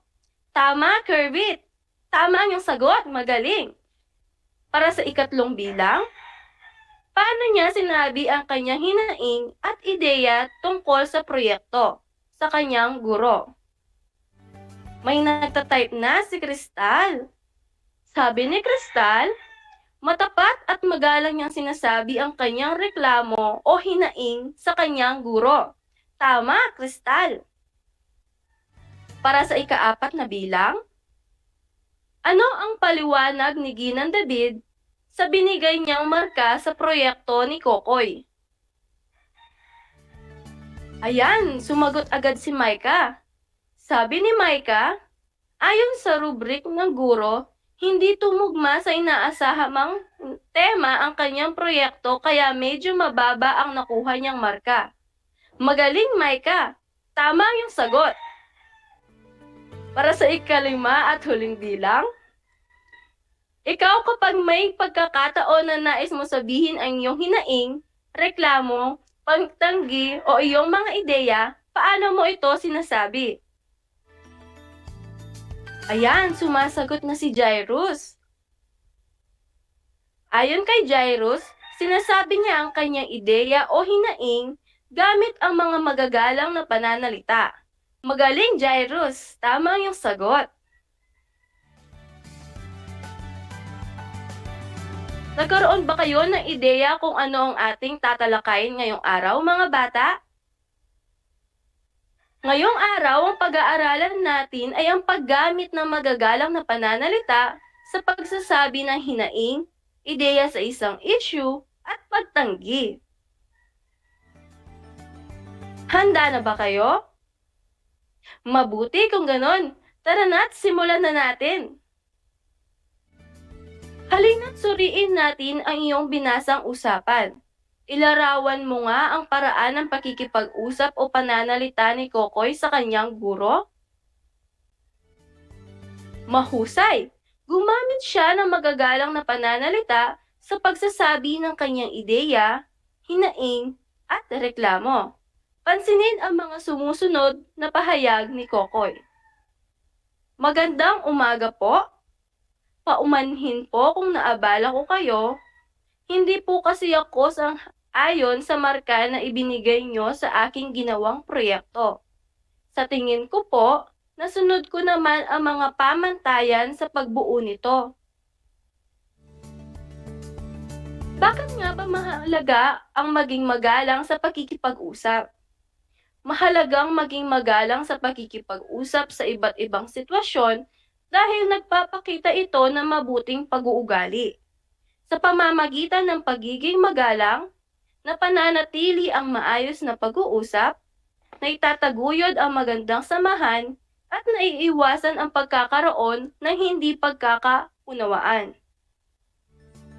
Ang ilan sa pangunahing ginagamit na magagalang na salita ay po at opo, ho at oho, at paki. Gayunpaman, mayaman ang ating wika sa mga pahayag na maaari pang magamit bilang paggalang sa iba't ibang sitwasyon gaya ng halimbawa sa mga sumusunod. Sa pagbati, maaaring magandang umaga po o kumusta po. Para naman sa pagsabi ng ideya, opinyon o reaksyon, maaaring sa aking pananaw, sa tingin ko, palagay ko, o kung ako ang tanungin. Para naman sa pagsang-ayon, maaaring naniniwala ako o totoo na. Para naman sa pagtutol o di pagsang-ayon, maaaring sabihin, paumanhin subalit hindi ko po tinatanggap ang, hindi po ako sang-ayon. Iba po ang pananaw ko. At para naman sa pagmumungkahi, maaari mong sabihin, kung ganito po kaya ang gawin natin. Maaring ganito po ang gawin. O, subukin po natin ang ganito. Naintindihan niyo ba mga bata? Mabuti kung ganon. Ngayon, sigurado ako na kaya niyo na ang susunod nating gagawin. Nagagalak ako at labis ang inyong pagtutok sa ating talakayan ngayong araw. Sa bahaging ito ng ating talakayan ay ating susubukin ang inyong galing. Ito ay pinamagatang hinaing mo, sabihin mo. Para sa ating panuto, bumuo ng iyong sariling pangungusap o pahayag gamit ang magagalang na pananalita sa pagsasabi ng iyong hinaing o reklamo, pagtanggi, at pagbibigay ng ideya ayon sa sumusunod na sitwasyon. Gawin ito sa sagutang papel. Magbibigay ako ng halimbawa upang maging gabay ninyo sa pagsagot. Para sa ating sitwasyon, napapagod ka na sa paulit-ulit na pagsasanay para sa patimpalak na iyong sasalihan. Paano mo sasabihin ang iyong hinaing o reklamo sa iyong tagapagsanay? Para sa ating sagot, maaaring, paumanhin po pero napapagod na po ako sa maghapong pagsasanay. Maaari po bang magpahinga ng sandali? Naintindihan ba ninyo mga bata? Huwag kalimutang isulat ang pamagat ng ating gawain na pinamagatang hinaing mo, sabihin mo. Simulan na natin ang ating gawain. Para sa unang sitwasyon, sinundo ka ng iyong kaibigan para maglaro sa computer shop. Ngunit hindi ka pinayagan ng nanay mo. Paano mo sasabihin ang iyong pagtanggi sa paanyaya ng iyong kaibigan? Magaling! Maaari mong sabihin, paumanhin kaibigan, subalit hindi ako pinayagan ng aking ina. Para sa ikalawang sitwasyon, nais mong dagdagan ng nanay mo ang baon mong pera para sa mga biglaang gastusin sa paaralan at iba pang pangangailangan. Paano mo sasabihin ang iyong hinaing sa iyong nanay? Tama! Maaari mong sabihin, Inay, maaari po bang dagdagan ang aking baon para po sa mga biglaang gastusin sa paaralan? Magaling! Binabati ko kayo mga bata! Kaya naman, huwag natin sayangin ng pagkakataon na mapalawak pa ang inyong kaalaman sa pamamagitan ng ating ikatlong gawain. Ito ay tatawagin nating dugtungan. Bilang panuto, basahin at dugtungan ang pahayag sa bawat bilang. Gumamit ng magagalang na pananalita sa pagbuo ng pangungusap. Handa na ba kayo? Mabuti kung ganon, simulan na natin ang ating gawain. Para sa unang bilang, maganda ang sinabi mo, ngunit magaling.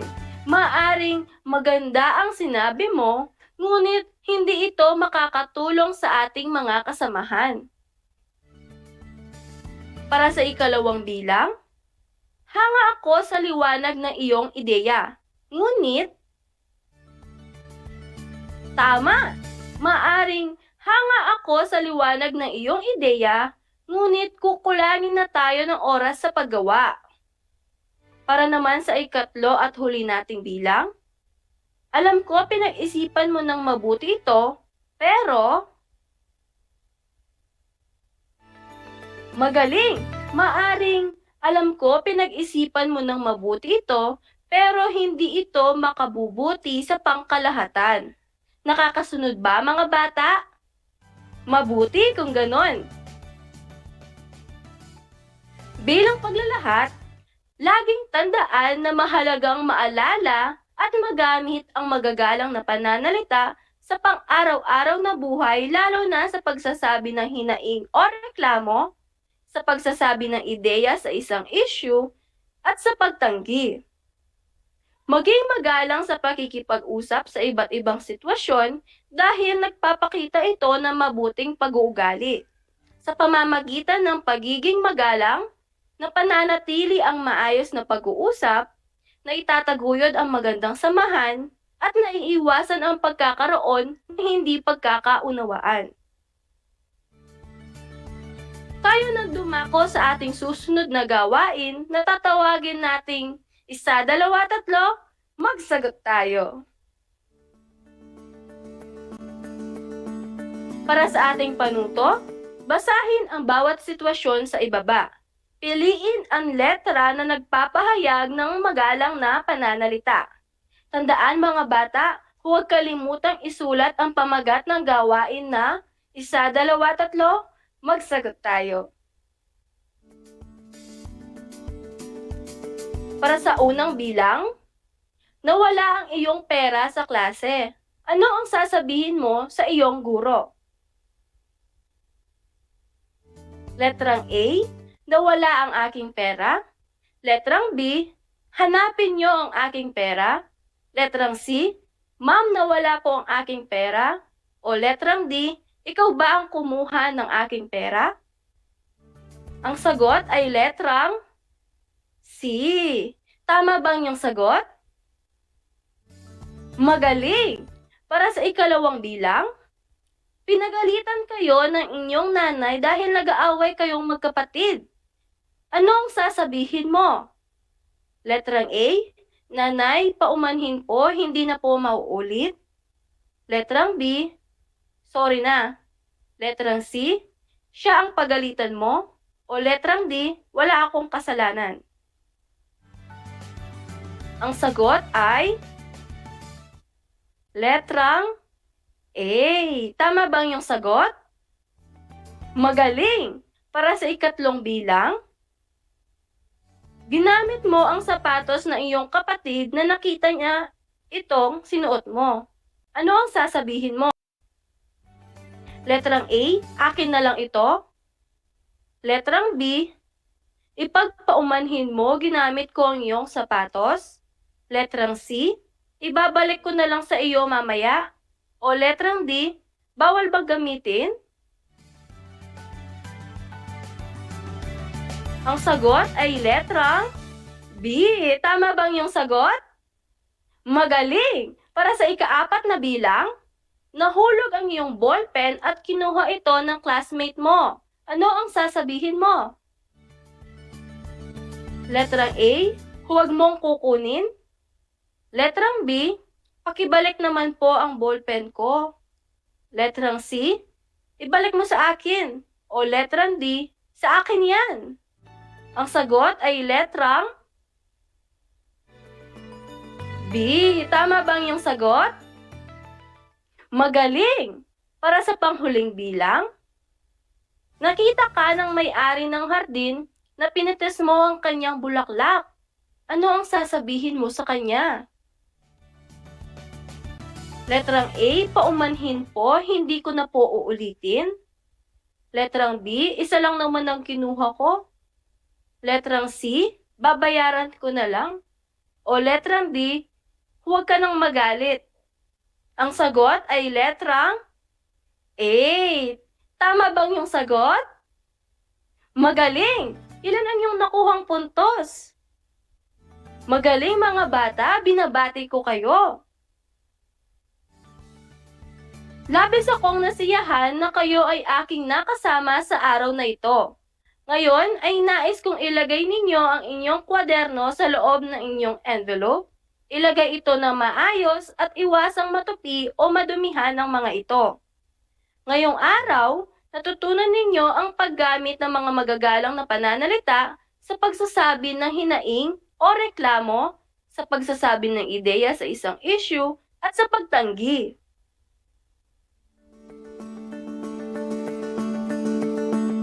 Sana ay marami kayong natutunan at sana ay nasiyahan kayo sa ating talakayan at mga gawain. Tandaan ang ating hashtag, Abakada, Ako Bibo, Kasi Dapat. Muli, ako si Binibining Danela Rose T. Dula, ang inyong teacher broadcaster sa Filipino. Hanggang sa muli mga bata, paalam!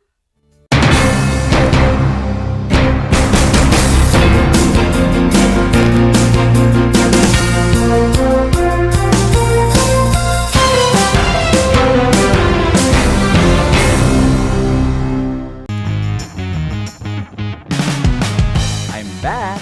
This is Sir Z, your teacher broadcaster. Magandang araw mga kapantas!